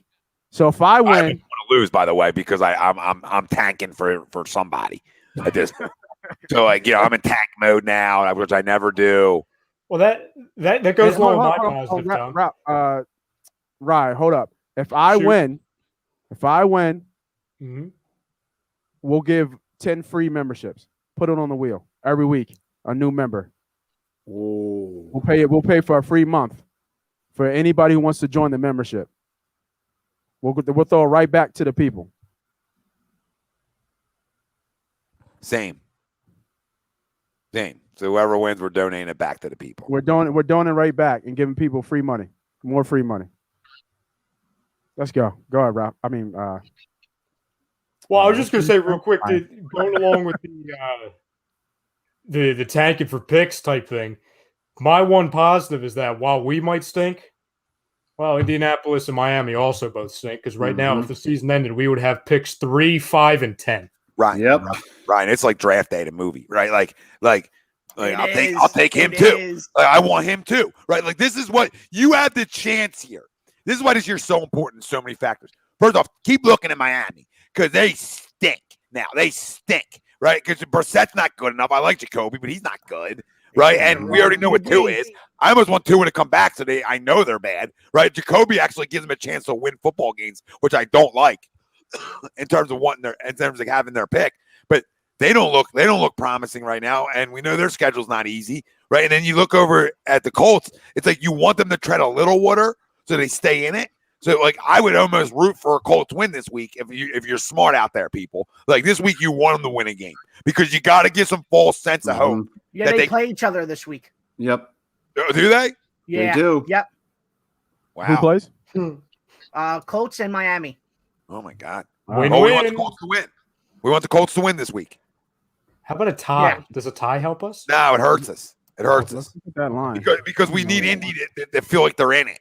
Even if, like, right?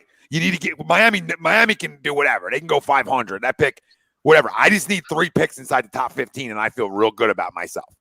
Real good. That's like draft day. If you ain't leaving with Pro Bowlers, then you need to be fucking fired. I like Well, Indiana. here's the thing. Do we want Howie making those picks? No, we're going to make them like we made the Devontae Smith pick. We made that pick for them, and we're going to make more. So I want the best linebacker in the draft. I want the best. I want the 2 best defensive players in this draft, and Devin Stingley. And I want one of the best quarterbacks in the draft. That's what I'm leaving with. I'm leaving with defense, and I'm leaving with a quarterback. And I'll see y'all later. See you in the second round. Yep. I don't care who the quarterback is. Just fucking read a defense. I don't care who it is. Give me any name you want. I'll take that. I'll take the Batman kid because I think he can fucking read a defense better than Jalen can. But I don't know if he's too young. He might not be able to come out yet.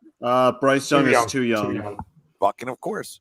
I don't even want to talk about who's out there because that's not fair. As much as too early, way too as much early. as we've crushed this kid for in-game plays, he definitely gets a leash here and a very long one. So no matter all the bad things I said about him, I still got to see your response to stuff because things are going to go bad in life and in the sports. So you now have an opportunity, and it's right here in front of you, Mr. Hurts.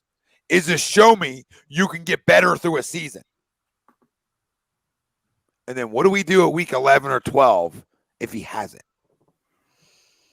Then you just let him ride it out.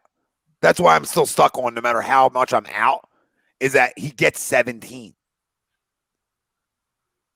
He has to. Because it's such a big year. Nobody has the crystal ball to know he doesn't get better throughout this year. I assume that answer is he doesn't. But right, you know what I mean? Mm-hmm. So we're forced into this, and I know we love talking about the backup quarterback, but this year that almost gets a no. It's almost like nah. Even though I want to see an offense ran normally, it almost just gets a nah. Do you guys want to do predictions for this week? I say that so do we want to? We want to talk about first? Go on, Ralphie. I'll go first. I'll make mine quick and easy. Give Tom Chiefs, that 0-1 start. Yeah, Chiefs win this football game. I'm gonna say 28-13. I don't have any hope in this Eagles offense as of right now through 3 weeks of football. And Mahomes is definitely not losing 3 games in a row. So definitely not doing that. So I got Chiefs winning 28-13. I guess offensive player of the game obviously is going to be the quarterback, Patrick Mahomes. On defense for them, I guess I'll go Tyrann Mathieu. All right. Sometimes things seem way too easy. And sometimes that means because they are way too easy, right? It's just because it's easy. And this very well, most likely is the case of it's just too easy. Yeah. But I don't know, dude. I don't know. We are so apt, right? And I know how this fucking works here. I just been around too long. We're all killing everybody. Fucking fire. We just went in the past. We went back to the future. We were talking about Doug. I was talking about Doug. Oh my God. Jim Schwartz got a mention on Monday night. We're all over the place. That being said, I don't know how they win this football game. Oh my God. You gotta be kidding me. But Come on, Tommy. Watch what happens. Tom. Watch what happens. Come on, Tommy. Tom. The Chiefs are struggling because they don't run the football. They don't run the football. We talk about not running the football. The Chiefs can't run the football. Teams are doesn't honing in. Teams are literally pinning their ears Did you back. see what happens to us Monday night against the Rant? Tom, are you The serious worst right now? quarterback in the National Football League when pressured this year. You understand that? You understand that, right? You understand that they do not look good offensively, and they don't have a great defense. You know what I mean? They don't have a great defense. They have a good defense. Tom, I'm just telling you. I think in a weird way, I could see it because Don't say it. All right, okay. I'm just giving something different, guys. It's fucking easy to say the Chiefs are going to win.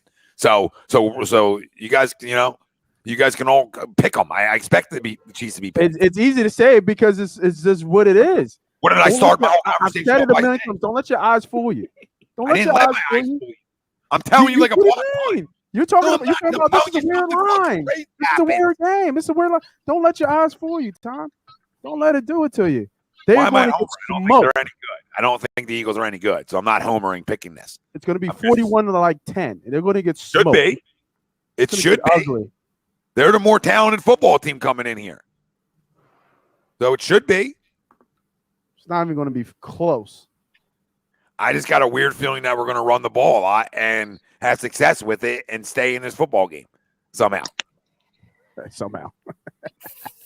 35-7. Somehow. Somehow. I wish I was smoking something 40. 40 boy, I ain't. No, you don't.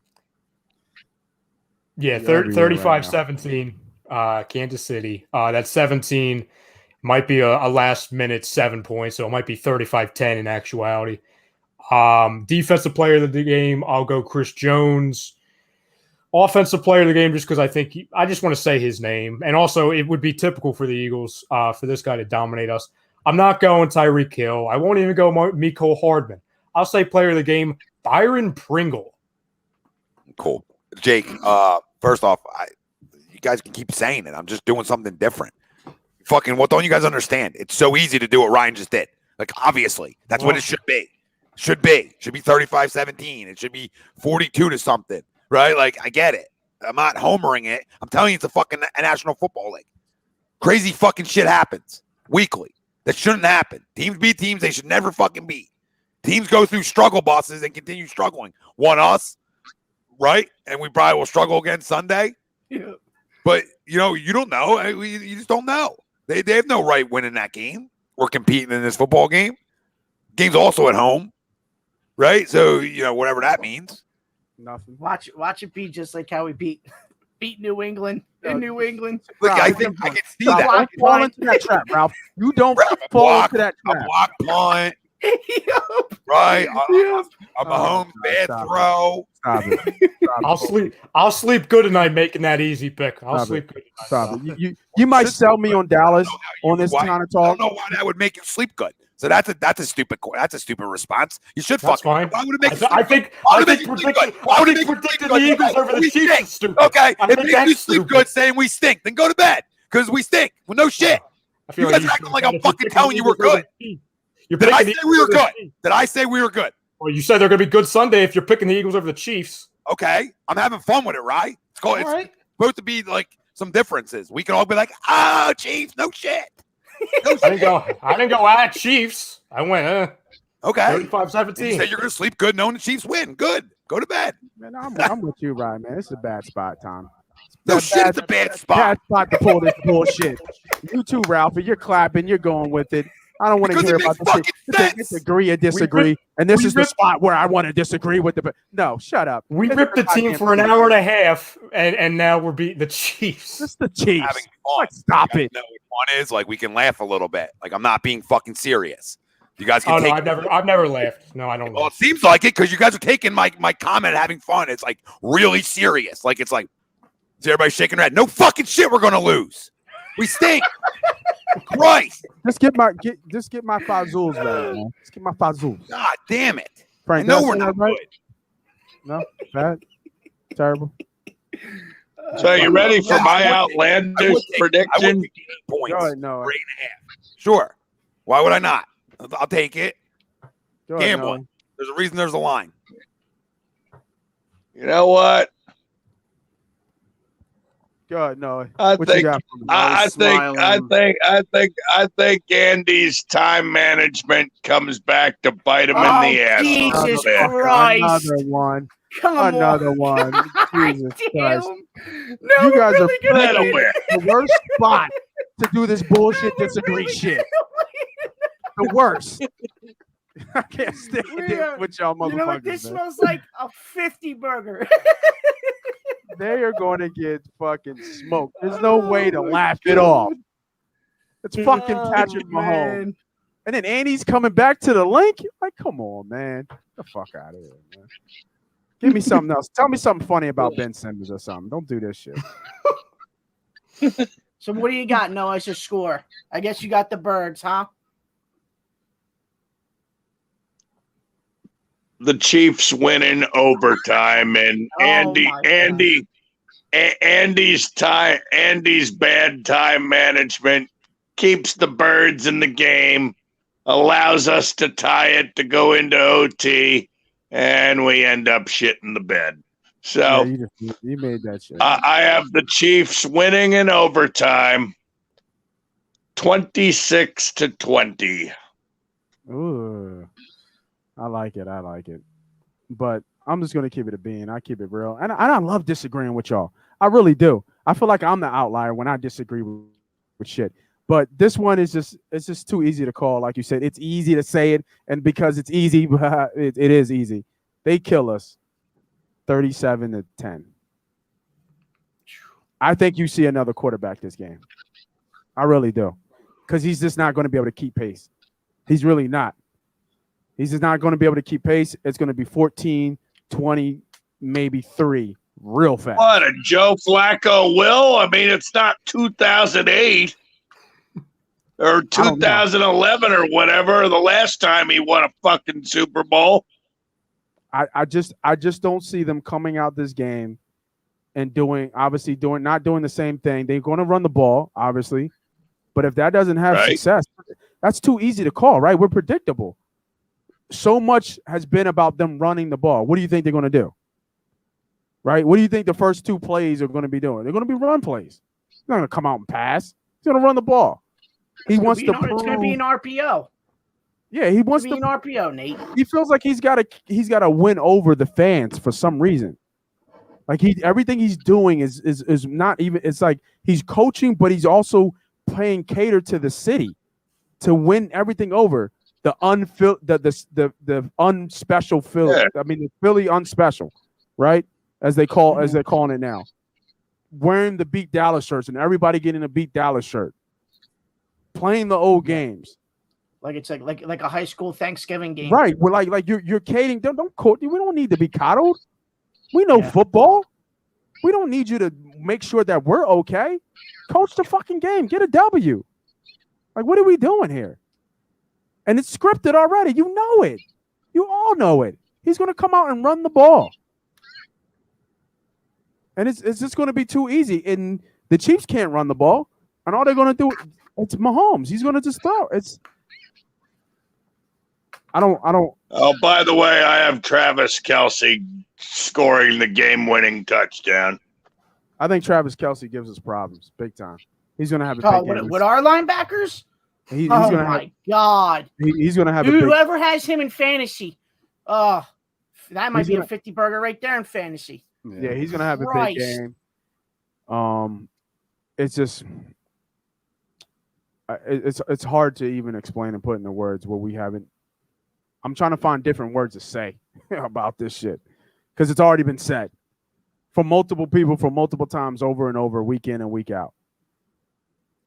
It's going to be ugly. I really do. I feel it's going to be ugly Sunday, and people might not stop watching after halftime. Could be, but they're also not playing the best of football right now. So, if we're going to call a spade, they're not playing good football right now. They're not to their level. So that doesn't mean they don't come in and this isn't a get right game. Very well could be. I like this. Yeah, I like your hope. There's no hope. I don't care if we win or lose at this point of the year. Like I have no attachment to it. You know what I mean? Because it's a wrap. It's over. I was just giving you the NFL side of it. That's all. Like it's the NFL. Yeah. No, you're right. You got pros out there. Any given Sunday. You got pros. I agree with you. They're coming in a little out of sorts. Right? That's all. They're coming in a little out of sorts. Their quarterback's been hit around way too much for their liking in 3 weeks. Right? He's obviously the way better quarterback in this football game. They had the way better head coach. Right? I mean, everything's better. But, they also have been stumbling around a little bit. But everything tells me they're going to get right. Of course. It's a great spot for a get right game. It does. And that's also why Vegas is rich. That's also why Vegas is rich. Yeah, but just not this one. Yeah, probably not. I mean, are we I don't know. Like, are we the Jets? I mean, we also don't know what we are after 3 games. We always say, like, you break it in the 4s, right? When you sort of do it throughout the year. Yeah. So, like, right now, we're playing at, like, a D- level.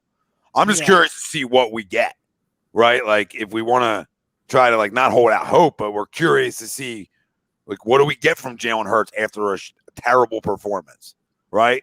What do we get from Nick Sirianni after a terrible performance? I think that's the question. What do we I think get I know what we get from Hurts. What do we get from this defense after a piss poor performance, right? So like, you know, did they come in mad? You get a mad group, right? That feels embarrassed. So I don't. That's why I'm saying like I could see it being a close game, even if we're expecting to lose. I could see it being a close game, almost like where Noah went, just because of you get a mad team, an angry team, or do you get a team that maybe quits on their coach really early in the year, which you could get too. I think you get a team that comes in that knows that the city is asking questions of their credibility. And I think you get I think because they're so in tune, right? They know what people are talking about. They know what people are saying. So if things don't go good for them early, I can see them losing faith in themselves very fast. They know who the fuck is coming in. Like if we lost an overtime game or just a close battle, say, a field goal or a touchdown, would anybody be coming out of that game feeling good? And granted, like we have to see how it plays out, but I can't answer it until I say. It depends. Good on what, right? Like, did the quarterback play well, or did we hang in a game because of other things? So, it'd be stuff to unpack there. Like, the reason I want us to compete in it is because I want to show growth of some sort, right? Like, anybody that doesn't want us to compete, I don't understand that.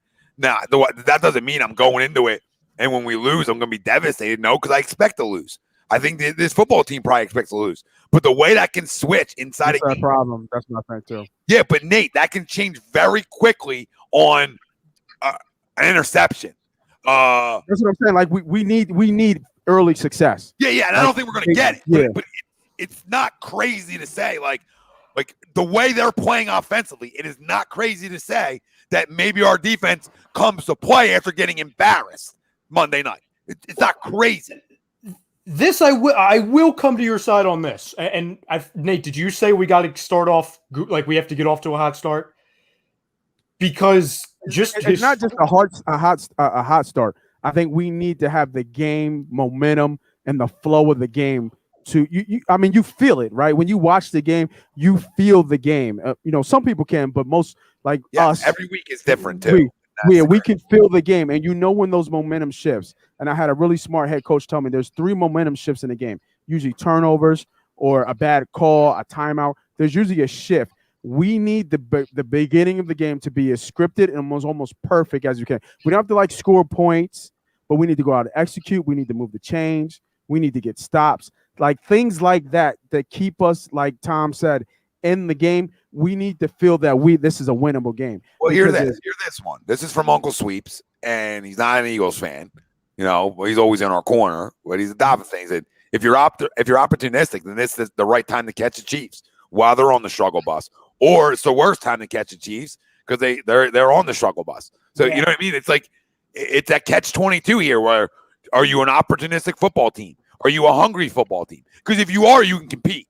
But if you already laid down, and that's what we're going to find out Sunday, that this football team laid down. Because if they didn't lay down, they're going to compete Sunday.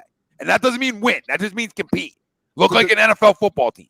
The problem I have with that statement is what's the Chiefs' bad versus what our bad is, right? I don't know, but when you're supposed to be, I don't think it's at the same. It's not at the same level. Absolutely, it might even be worse because if you look at when your expectations are what they are in Kansas City. You're not used to failure there. They're not used to. This group is not used to failure per se. First time in last place since 2015. So how do they respond to it? Yeah. I'm sure fine. I would assume fine. And it's fine because of who the head coach is. And he's coming back from had that health scare. Yep. You know what I mean? Yeah. But Mahomes is the question mark because he hasn't played well. Well, and you can get after Mahomes, not only just Mahomes, but you can go and you can get a lead on the Chiefs. I mean, that's if you look at Mahomes' career, that's a lot of the wins he's come back and had. It's that they get off to slow starts and then Mahomes powers back to where I could actually see. Was it a 1:00 game on Sunday? Correct. It is a 1:00. We're sitting here watching this game, 2:00, and we have a friggin' 13-0 lead. I could see it. And everyone's like, oh my God. And Mahomes brings them back. You know what I'm saying? Like, how many games have they gotten off to atrocious Totally starts? fair. That's all I was trying to get at when I'm like, yo, they could win this game.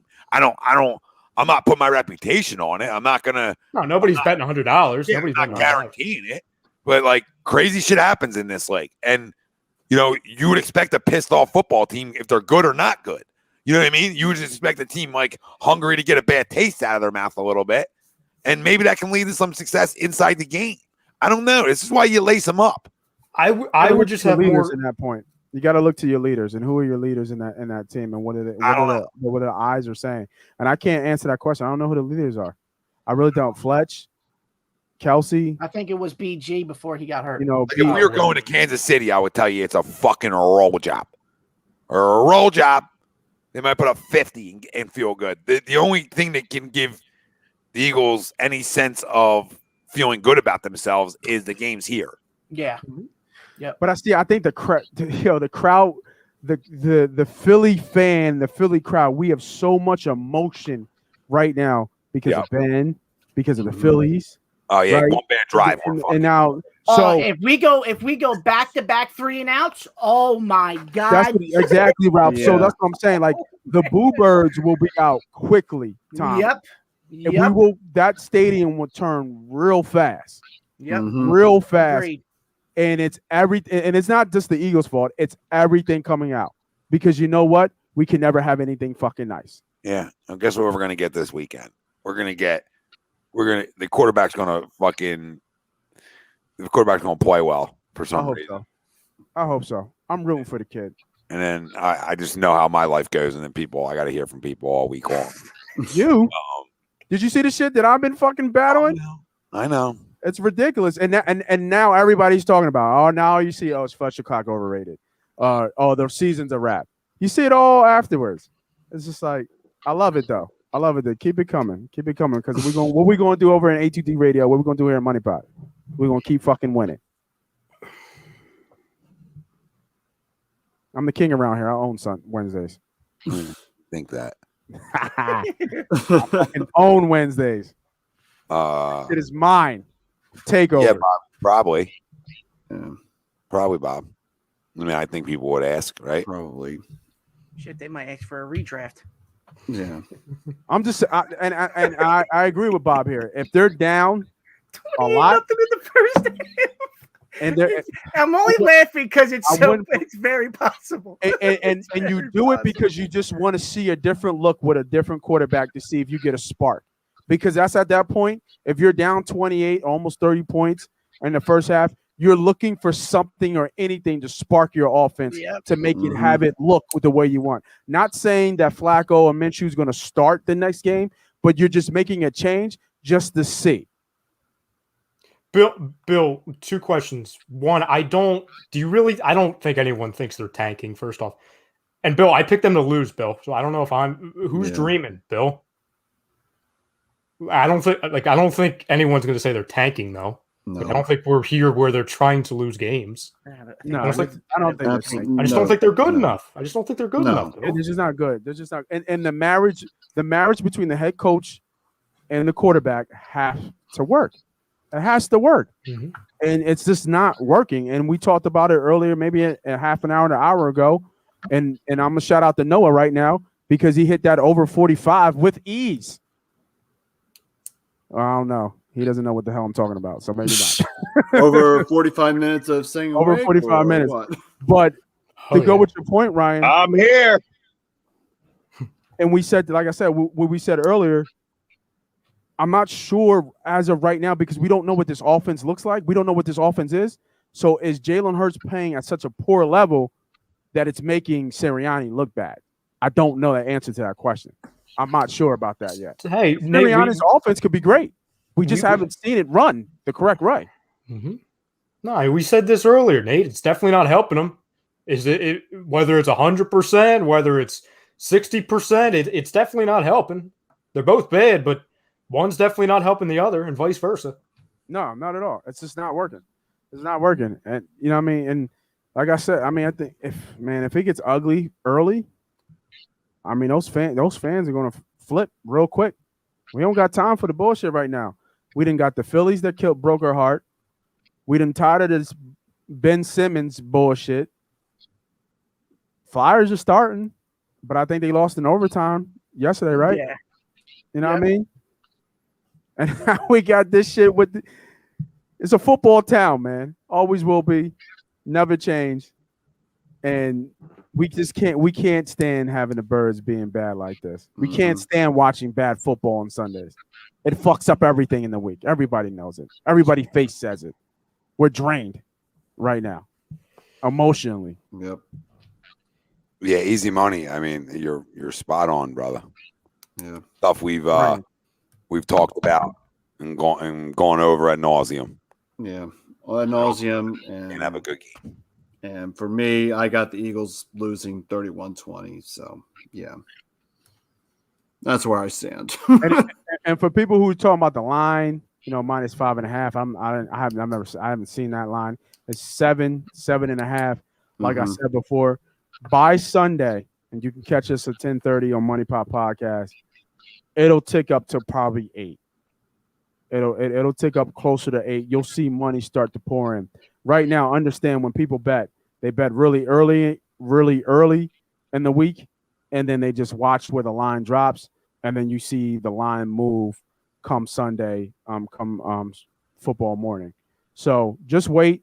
If you're going to bet the game, just wait, see how the line ticks, and then then we'll go for there. And always, just jump on the pod with us on Money Pop Podcast, and we'll make sure we go through every game, and we be cooking. We've been giving plays on the pod that have hit versus plays for the membership, right? So just make sure y'all tune in, man, and we'll go through that for sure. Nah, Bailey, he's not there. Nope. Yeah, no, he's not coming back. Just let that go. I did find somebody was asking us earlier. What could be the repercussions as far as money for like if Simmons misses, media day, practices, the season? So I actually found this. So missed media day, he could be fined up to $50,000.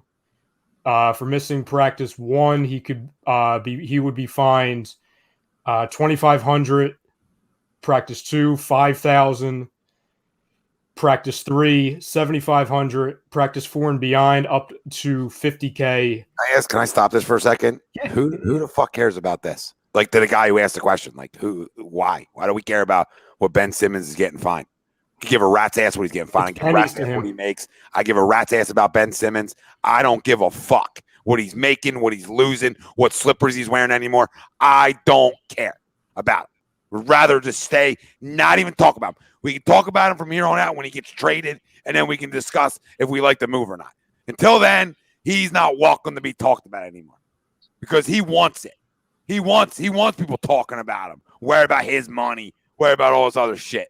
Ben Simmons can kiss every fan's ass in this city because there's nothing to talk about with him anymore. Nothing. He'll get fined. He said he'd rather sit out the year. Good. Then do what you want to do. I mean, I'll take his fine money. Put in it. Yep. He should be paying me. No, he should be. He should be paying all the people that watch the game 7. I can't say anything about Ben. Man, I've been saying that shit for like literally years. I've been talking about Ben. So I got nothing left to say about Ben. I don't care about his money. It doesn't matter. Doesn't matter because nothing's going to change where he stands. So it's over. Can't come back from this. And I'm not going to talk about a guy who's scared to play somewhere. So best of luck to you, Ben. Facts. Best of luck. Couldn't have said it better myself. He is scared to play here. He wants this. Right? Like he wants us to talk about him. What do you think they do? I think Morey came out and said that we've seen this before. We've seen this with players before. They typically come back after a while. I think Ben does stay out. But what did the Sixers do here? I think last time I checked or even read about it. You know what they do? Cleveland. You know what their smart thing to do for them? What? Let them sit out. Let the season play out. And if Portland starts to go off a little cold, and they're 2-7 to start the year, and 2-9 or 3-10, and they're just playing bad basketball, right there. But if I'm Portland, why do I even make that trade? Like, how does that really help me? Yeah. I don't think it does. They don't become a better player. I mean, a better team. Because to me, Dame plays out the year, regardless if they suck or not. Yep. Like, Dame's not the player who's going to sit out. He might bitch. He might complain. I don't know. Things. I don't know. But I think I love Dame's loyalty, but at the end of the day, dude, that's got to start creeping in your mind, dude. It's got to start creeping in your mind. I agree, but what I'm saying is I think Dame still finishes the season. Mm-hmm. It's just like Harden. Harden had all that drama and all that issue in Houston, but guess what? He showed up and played ball. And it was but they also did get to multiple Western Conference Finals and got but Harden was done at that point, is what I'm saying. Like, he was completely done, but he still showed up, fat Harden, and still dropped 50. You know what I mean? I still think Dame shows up, even though he's not happy. He shows up. He's a professional. He's gonna play games. We got two different mentalities here that we're talking about. Like, these guys are just made different. Ben's built just special, and when I say special, he's specially soft. These other guys, they're just built just different. You know what I mean? And I think that I don't know. I just don't know why you just don't trade the guy now. Just get it over and done with. And that's what I'm saying. Like, Timberwolves, I think Cleveland. Nobody wants him right now. Minnesota would do it in a heartbeat. They would do it in a heartbeat. Do it if they're not giving us anything in return. They would do it in a heartbeat. Cleveland would do it in a heartbeat. Small market teams would absolutely do it in a heartbeat. He'll be traded. So, Mm-hmm. because of who his freaking agent is, he'll be dealt. That guy. Yep. He'll be dealt. He's not going to sit. He won't sit. He won't sit. He's not going to play here, but he won't sit because they won't let that happen. So he'll get dealt for something way below dollar value. NBA won't let it happen either. By the way. When's the start of the season? The 20th of October.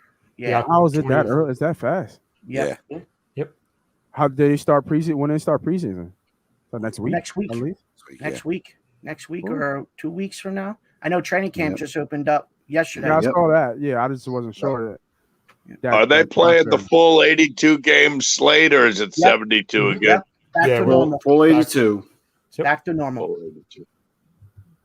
Are we on the is the Sixers on the vaccine thing that we're seeing across, or is that a city thing? That's a city thing. That's a city thing. Okay. Correct. Yep. That's right, because DC does make sense. DC was one of the first ones too. So I'm thinking about Beal, right? He's going to be out for home games because Beal. No, DC. I don't think DC's in there. No, it's New York. It's just New York and LA. It's New York, Golden State, and California.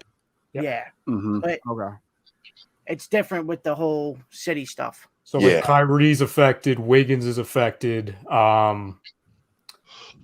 Trying to think. I forget what the others. There's another state in there, a city in there. Excuse me. Maybe it is. I don't Washington. I don't know. But yes, that's going to be interesting to see how that all plays out.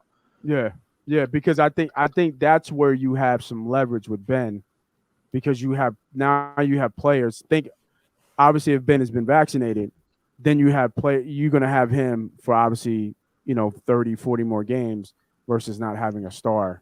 Mm-hmm. Brooklyn, like somebody like Brooklyn, they probably I'll take Wiggins for him right now at this point. So, but that's what I'm saying. Like, never thought I'd say that ever. But I would fucking drive him there for Wiggins at this point. Give him hell on the ride, right? Just because I know it's over. You know what I mean? Like I just need to be over. Like Ralph. That's what I'm saying too. Like it's just cannot continue. Just do it now. Just get it done and over with. Get the elephant out of the room. Get the questions out of the way. Take 25 cents on the dollar for it at this point. Because you're never going to win it. You're never going to win this deal. No, you're not. I don't want any parts of him either, dude. I'd rather take a guy who can, or at least shoot over a guy who ain't going to shoot. Yeah, Wiggins will give you 20. Mm-hmm.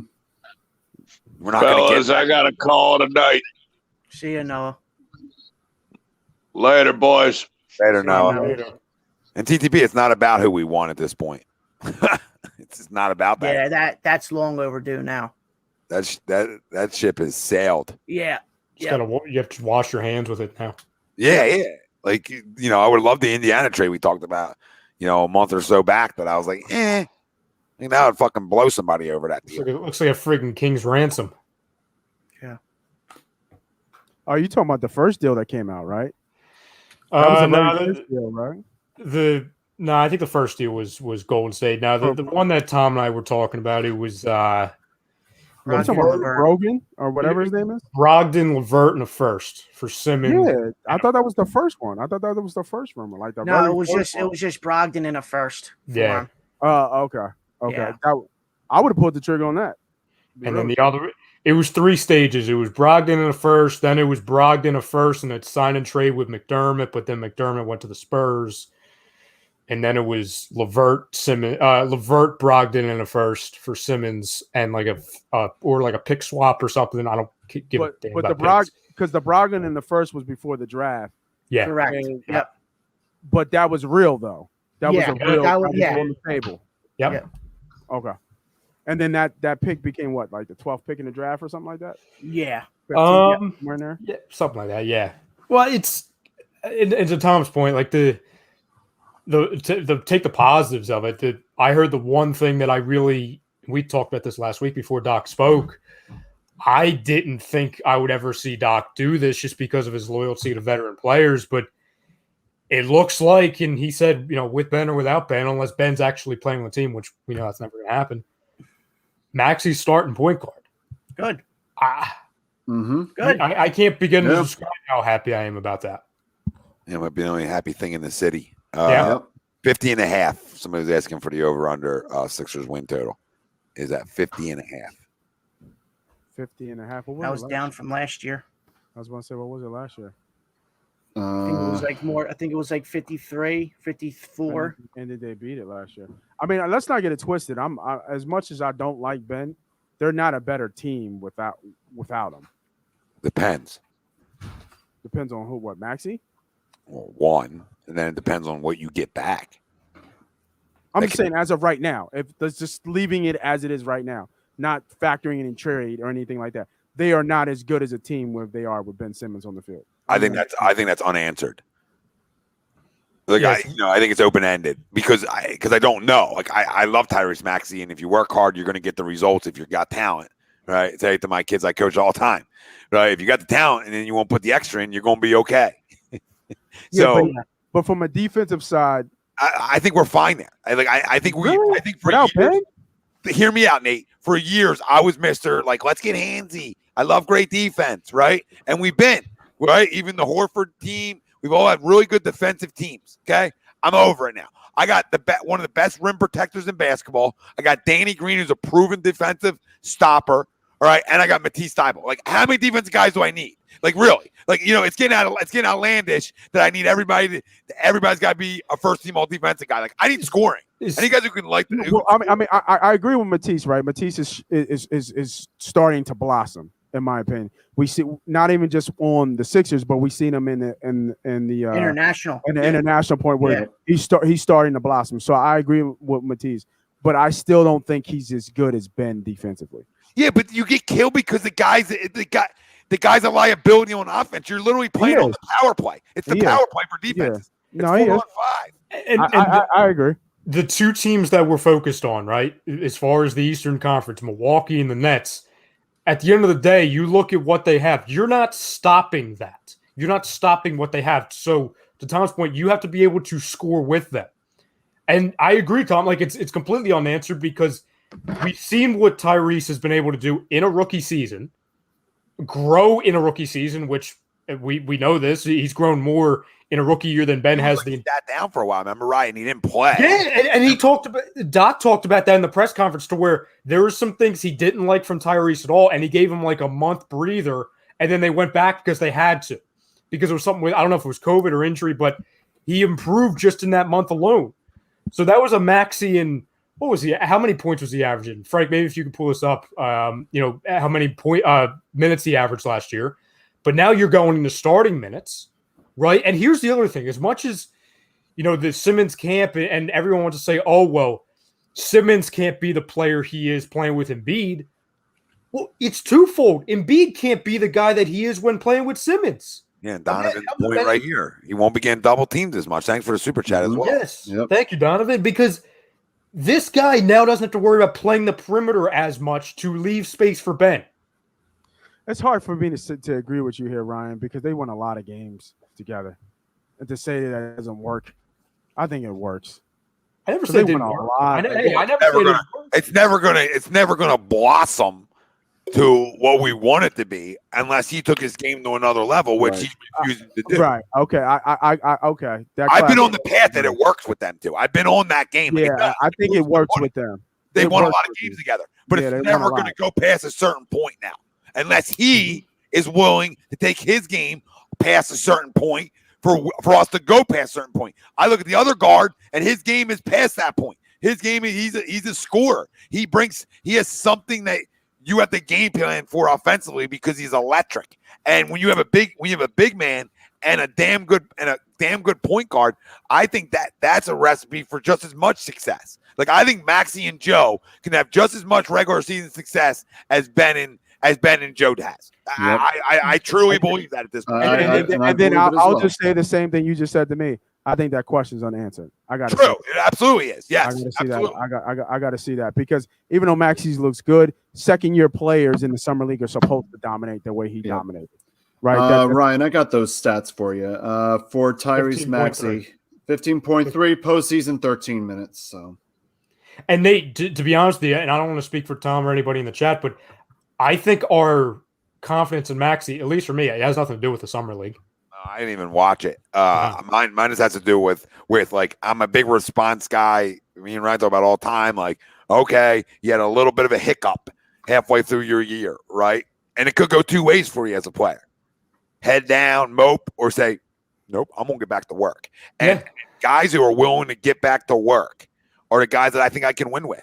And I can be proven wrong, but that was one of my favorite. I'm not an NBA guy after the lottery. I think it's the biggest hit or miss thing in the world. Right, even in the lottery is right, so it's hard. But that year, we were finally thrown a bone for all our misses, and I've said it numerous times.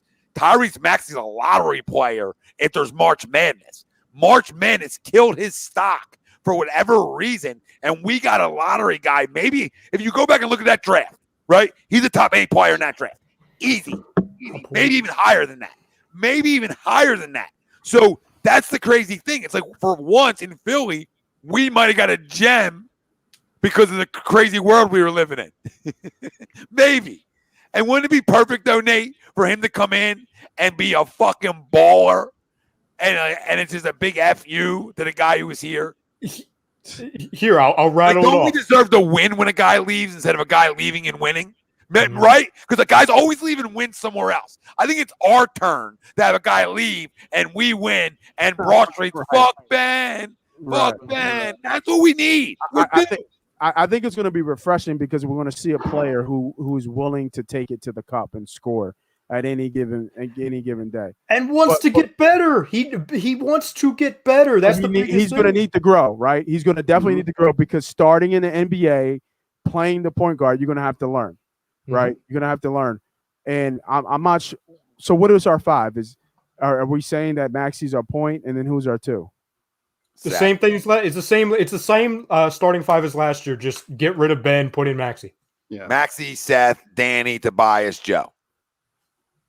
I mean, it's not like it's a bad 5. It's a pretty decent 5. You know what I mean? I think it's an explosive 5. I mean, I think you're scoring at the levels of some of the teams you're going to face. That's the missing key. Nate, he's never had the other scorer. That's the problem. Like, he's had a little taste of it with Jimmy, right? But he's never had the other scorer. Tobias is a great third option. He's not your second. You need somebody to step up and be your second, and the guy's right in the building waiting. Waiting to start the car, and that's Tyrese Maxey. Like, he becomes there's a chance he's your second leading scorer this year. I mean, and I don't think I'm being crazy for saying that. Like, No, I think he can average over 20 a no. night. The question is, can he step Sustain up it? to the moment? I No, don't can he step up to the moment? He when did the playoffs when he got a taste. He Yeah, carried the team in Game 6. when the moment is in front of him, is he a gamer or is he a passer? Not saying he won't take the shot, right? But some players don't want the ball in their hand at them moments. I think he wants it. Yeah. And I just wonder if he's that type of if he's that player. The first and second units so far in practice, the first couple of days, it was that starting 5 with Maxey, and the second team, for those asking, it's Milton, Thibault, Korkmaz, Niang, and Drummond. Yeah, I think I read that Yeah. Milton had a good bounce back. I think he had a rough practice the first one, but the second one, suppose he has. Everyone's raving about his 3-point shooting. Everyone's saying that's going to be like shocking how much better he's going to be with that. He's going to be much more consistent from the perimeter. They said he put in the work. That's what the rumor mill is, that he put in the work to be better at the point guard position, and hopefully he is. I mean, he's a streaky guy to me. I mean, sometimes he's good and sometimes he's bad. And he had a bad stretch, last season where he didn't last long. So I'm excited for the Sixers to get going here. I'm really in, because nothing else looks good. Yeah, exactly. And this is the last Ben question per se, I guess, is he traded before opening night? I think so. No. Because nothing in the say city's yes. quick. Nothing in the city's quick. No, I don't disagree with you there. Man, fuck it. Yeah. I honestly think teams are going to wait until November 3rd, because that's what half the league, because of that stupid no trade 3 month, like any newly signed guy can't be traded for 3 months. And that deadline is November 3rd. I think teams are going to wait. I think we're going to wait because we want to be able to get after more players. And 2, I think teams want to see how they built their teams as stands for like 2 weeks, because that's going to give them like a 2-week window, and then they'll start pushing. Unless they're, I mean, listen, I think if the Sixers could get the deal done tonight, they would. So I don't think this is for the lack you of also trying. got to remember too is that Sixers already paid, I think, Ben the 20% of his contract in some way. They already gave him the 20% of this year's contract, because it's some deadline in the summer leading up into training camp. So he's already got 20% of that whatever he makes this year. So yeah, in some ways he could just say, "Fuck it, I'm gonna sit out because I already got 20% of my contract already." You know what I mean? I'm gonna start calling him Le'Veon, Ralphie. I'm gonna call him Le'Veon. Better be careful. And TTP, I mean, I feel like for other comments, like almost like you wanted him to stick around. And I can't believe you if I read that right. Like, I can't believe you. I can't believe anybody at this point was like, well, maybe stick around in case we're not good. What? What are we talking about? He's going to come in. He's the fucking savior. He's coming back here? Yeah, when he's going to come back here. He's already said it. He doesn't want to play in front of the fans. He's made it public. Brian Winters just reported it again on ESPN today. Like, it is public. It is public knowledge. Okay, good. It is public knowledge that, like, he said, I don't want to play in front of these fans anymore. Like, the dude literally, like I said, he took his ball. Then he ran away. Oh, it's terrible. Yeah. He ran away. Yeah, If he tried to spit on us on the way out. Yep. TTP, and I know you said no such thing, but if anybody out there wants him back, I said this 2 weeks ago, and I don't go to games. I'm perfectly happy in front of my television. If he's playing for any of these games, okay, and I'll definitely make sure I do it for whatever team he plays against, against us, if he even gets on the flight to get in Philadelphia. It wouldn't surprise me if he never gets on a flight to Philadelphia ever again. If he's playing for this team opening night, or whatever opening night is in Philadelphia, because I think their first game is in New Orleans, I'm making sure I have courtside seats for that game. I need to be, you know what I'm saying, Ralphie? Yeah. Like, I need to be this close. You know what I'm saying? Like, we need to feel like the breathing. You know what I'm saying? I say if he does get traded to a team, whatever game that is in Philly, we all get tickets and go. Yeah, like I need to be able to hear his, you know what I'm saying? Like, when he comes back to Philly, we all get tickets. It makes a ton of sense, right? That sounds fun. I want no parts of it. Like, I don't even want to see him. Make sense? Like, I don't even want to see the guy. I want no parts of it. Like, I'm not even paying my money, so he thinks that he wants something over me. Like, you know what I mean? Like, I'm mad at him. No, I'm not. I'm over you. There's a difference. It's like the X. Like, I'm not gonna be the X that's living on it. I'm gonna say I got a better shiny toy. Fuck you. That's how I'm going about it. I'm going about it a little different than you guys. If you ran into him just out in public, say you're strolling in LA since he's not here. I would love to be strong. Go ahead. What would you do? What would you say? How are Kendall's crabs, Ben? I mean, are we getting a I pic? just keep that shit moving. Are we getting a picture? Like, Are you like customized video? Like, are we signing autographs out here? Like, you know what I mean? Yeah. Did he sign like a jersey I was wearing? No, he doesn't sign autographs. He's a friggin' he's a friggin' I can't stand the mother effer. Like, I'm not gonna tell you I'm gonna That's a call him a great bitch player. to his face. Like, you know what I mean? Like a grown man, I'm gonna be like, "You're a fucking pussy." Like, I don't know what I would say to him. You would channel every Philadelphia fan though for you. Yeah, I You'd be mean, you'd be famous. getting the opportunity that a lot of people want, Tom. It's like you got the golden ticket. You be famous You found instantly. the golden ticket to Willy Wonka's You want some clickbait? place. There it is. Somebody recorded. Somebody put it up. Oh my God. HUD Radio. Tom Arnone calls Ben Simmons a bitch to his face. Oh yeah, I mean, I would love to call him a my pussy. God. I might just yell pussy. I might just yell like pussy, and I'll like look over and I'll be like, "Yeah, you." Kendall again? Where? Yes, maybe the biggest disappointment. I It's can up there. make an argument here. Hear me out. I can make an argument, maybe the biggest disappointment in sports history, if you want to hear me for a second. Because some guys are supposed to be good and they're just not. They don't have the talent. And they're disappointments, right? There's other guys that show you they have the ability, but they refuse certain things. This is a refusal to be great. This is what this is. I've never witnessed this. Nobody's ever witnessed a refusal to be great. That's what we're watching. We literally watch a refusal to be great. I could be the best player in the league if I wanted to, but I refuse to. I'm good. You know what's also laughable is that the report that Ralphie, has any player you ever said that about? Like, think about this. In the history of talking sports, have you ever said, like, this guy has all the tools, but he just refuses? nah, he might be the first one.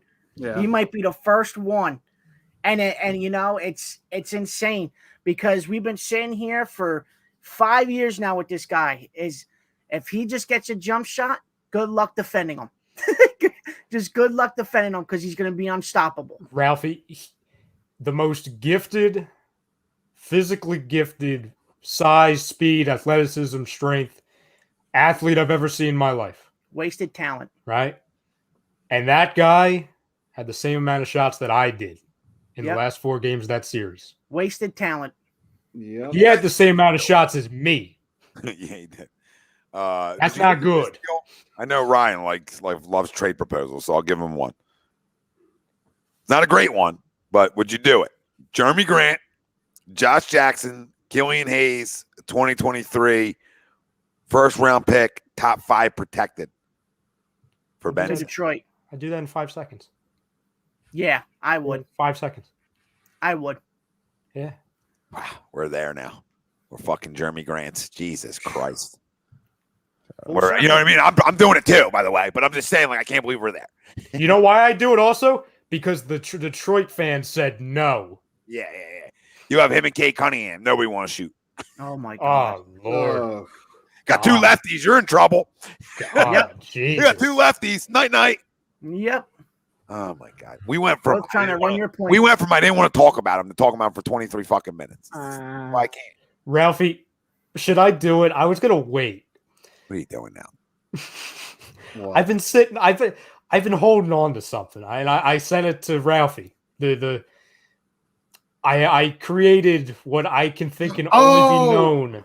I know what it is. As the craziest trade in NBA history. God. Just because nothing's good anymore, nothing's sacred. Can I just introduce this to the world? And oh my God. And the money works. Is there a way we could put it on the back end and bring it up? Here, You know what, yeah. I'll put Hey, it listen, in. while you're doing that, members, Oh stay my tuned. God. In a few minutes, we're spinning the member wheel for another jersey. Okay, Don, your jersey was sent out today. So, Nice. thank you. I got a new batch coming in, and we'll decide if it's, I was going to go, I mean, you know what? There's still a love affair. We'll do What are Jalen we Hurts. doing tonight? I don't know. Maybe. What jerseys you got in? We doing the Harbor before they're officially eliminated? Right. Or maybe let's get the stench off and we'll give him away in like a month. Fair. After he gets his MVP award. I got Hurts and more Devontae Smiths coming in. Ooh. Yeah, while Hurts is still the starting quarterback. Gotta get rid of those Hurts, boy. Yeah, you might have to do What it. ones do you have in studio right now? I have a Harper right next to me. And Oh yeah, that's right. We gave Lord well, listen, become an Ben ATD Simmons member. You get in the wheel right now. If you become a member, you can hop in the wheel right now. Become an ATD member. The link's right at the top of our YouTube comment section. Nate's winning you money. Wilson's winning you guys money. You're getting your return on your investment and some, and a lot of walking around money. Guys are hot. Plus, you get discounted HUD gear. You get discounted all campus gear, and you get in the jersey wheel spin every week, sometimes 2, and maybe even 3. We got more stuff. Sorry, Steve. Every Saturday on the weekly roundup is doing a members only wheel for all our members too, because he's got tons of stuff to give away. So I got tons of stuff. I'm not even talking about, like, we got baseball cards up in here, signed. We got tons of different shit that we're gonna be giving away here, not just jerseys. So Hey, Tom, what about a throwback? I got a throwback cutting. little Randall. Little Randall. Randall. Let me get what I got. You got the Mitchell and Ness tag on there still. Nice. You know? Hell yeah.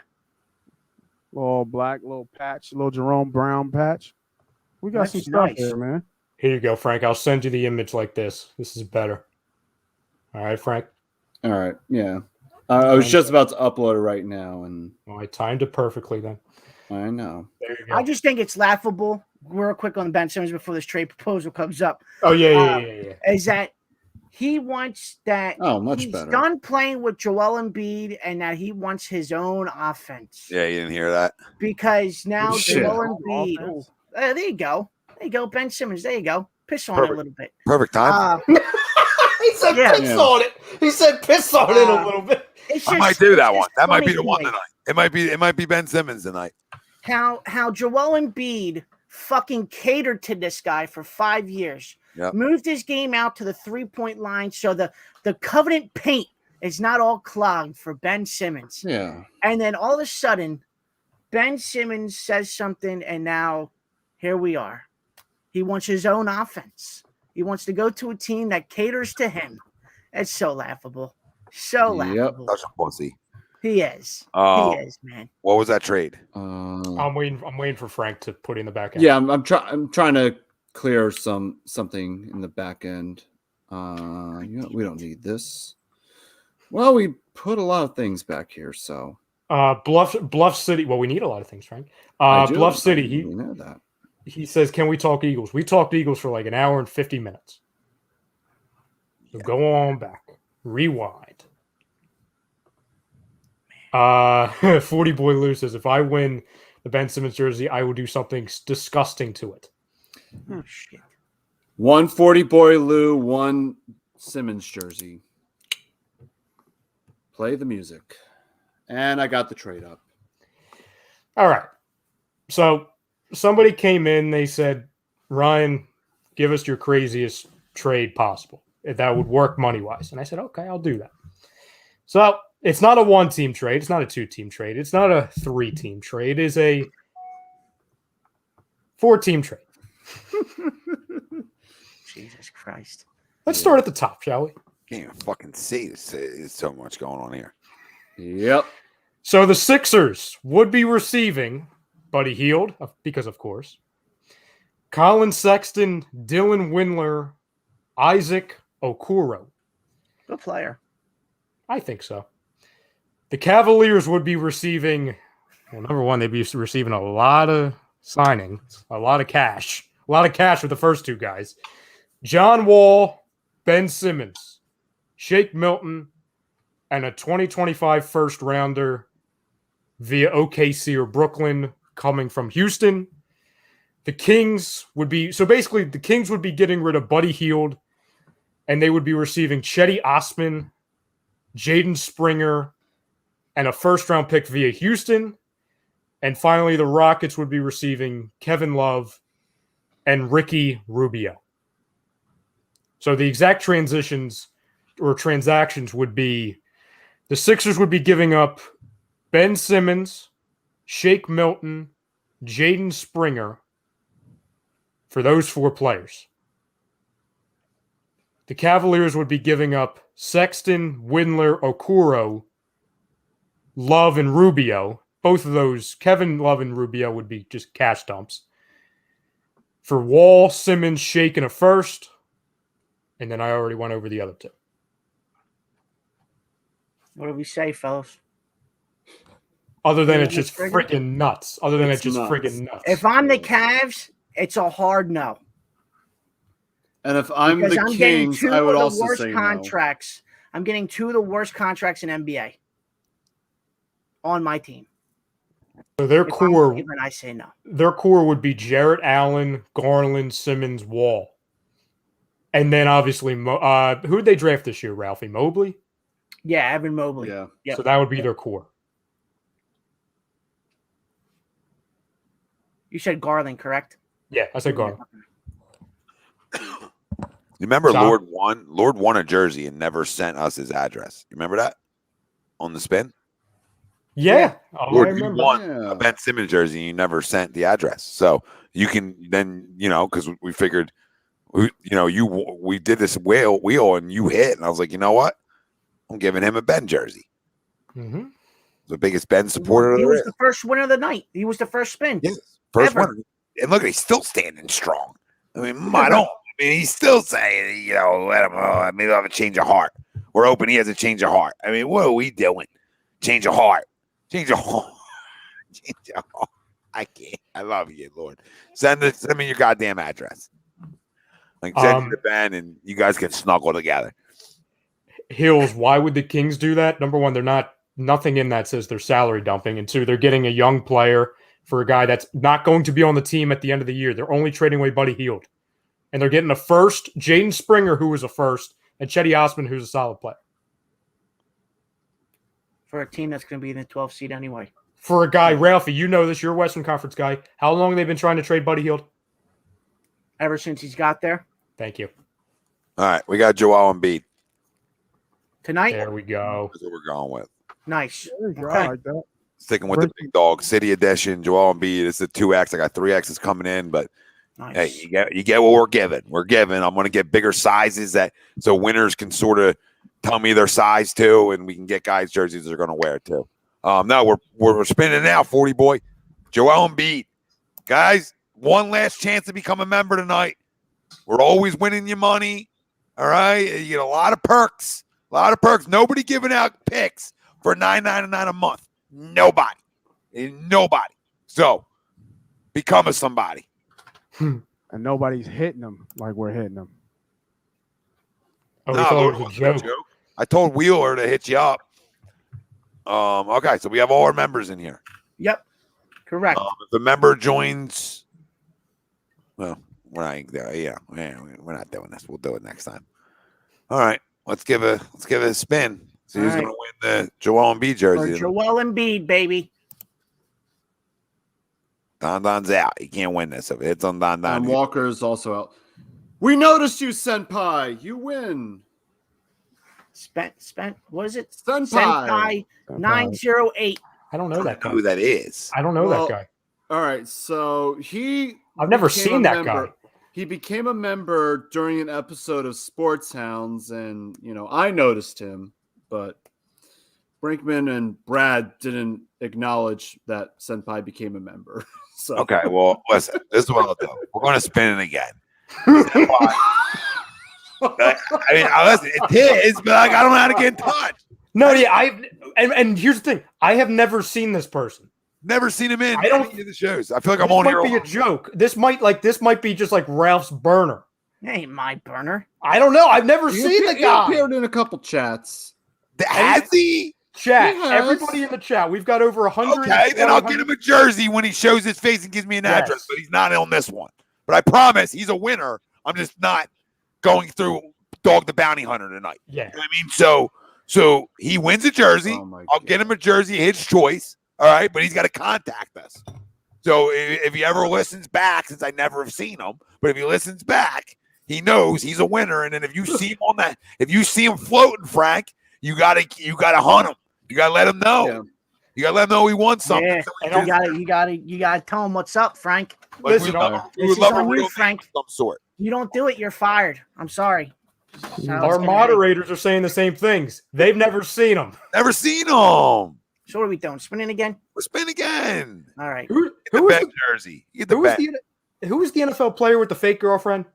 Manti Te'o. I feel like this is a Manti Te'o situation. I don't want to do him like that. He'll get your jersey. He'll get your jersey. He'll get a jersey. Yeah, if he shows up, give him a week. I was right on Schnitzer too. See it floating on Schnitzer. Next Wednesday. If we don't hear from him next Wednesday, we tell him the family. You know. Stop with the family. Oh, there he is. Hey. Oh, that's a burner. That's a burner.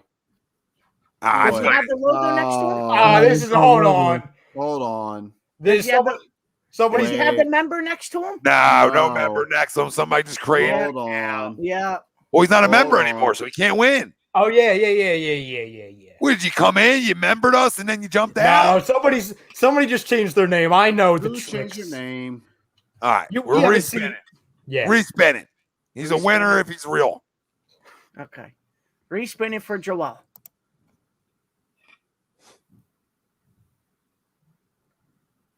Bill. I can't do this anymore. I can't do this anymore.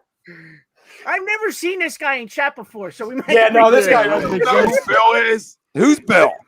You fucking Celtics fan? Fucking no, I know a William Middlebrook. I don't know he's not getting Joel. No, there's no chance. Bill, you can get. I got Jalen Hurts coming in and Devontae Smith. Your choice. Your choice, because I'm not giving you somebody you don't want. You don't want Joel. If you want Joel, I'll give him to you. Get him Tatum.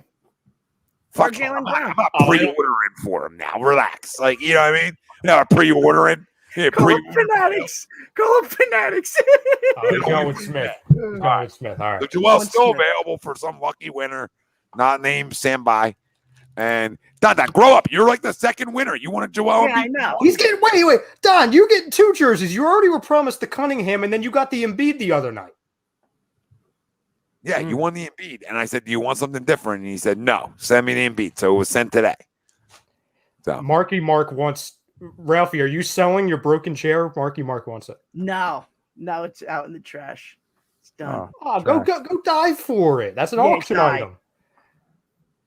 Another members wheel will be spun Saturday night, and then another one will be spun Monday. Nice. How many spins does it take to get a 40 point? The world may never know. I don't know. You want to bring it back up and spin again? See if he just gets it. Yeah, what? How about this? If he gets it, he wins it. If anybody, no, because then I feel bad because the one I'll be like, it didn't count. Yeah, he can take Kenpai or Senpai's. He can take Senpai's win.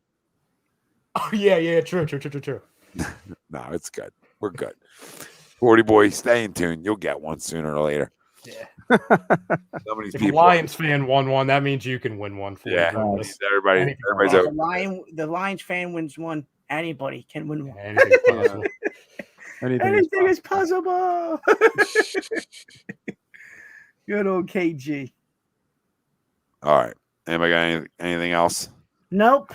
Let's just hope that Sunday is a quick one. No, I don't got anything else. Make sure y'all get on the memberships, like Tom's been saying, and then jump in. Make sure you catch up with us on Sunday, Money Pop Podcast. We go through the whole slate for your betting. This week we'll have my man Tone Takes back on. He gave us some nice prop plays last week, and obviously, members, you already know that me and Willie Vegas have been cooking over the weekend, man. So money. Let's go ahead and have another one. That's welcome to the winner circle. This is what it feels like, right? It feels good to win some money. It's all we're doing. We're giving back, taking flack, but all we can do is just sit back and get money, man. And I can only take care of the people who believe. You know what I mean? If you believe in us, you believe in the membership, go ahead and sign up. People who are already members, people who have already won with me, or people who have already bet, just tell them. I say it all the time. Tell a friend and tell a friend. It's not a lie. It's not a catchphrase. I'm not trying to sound cool. I'm being serious. Tell a friend to tell a motherfucking friend. Let's go. Yeah. Tell that friend, tell another fucking friend. A little whisper down the line, baby. A little whisper down the line. Great show, boys.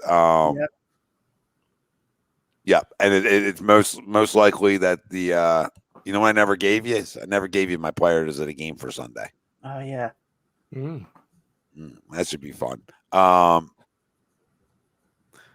We're gonna go jam. I'm trying. I'm looking over here. I'm looking. Oh my fucking Christ! We're gonna go Jalen Hurts and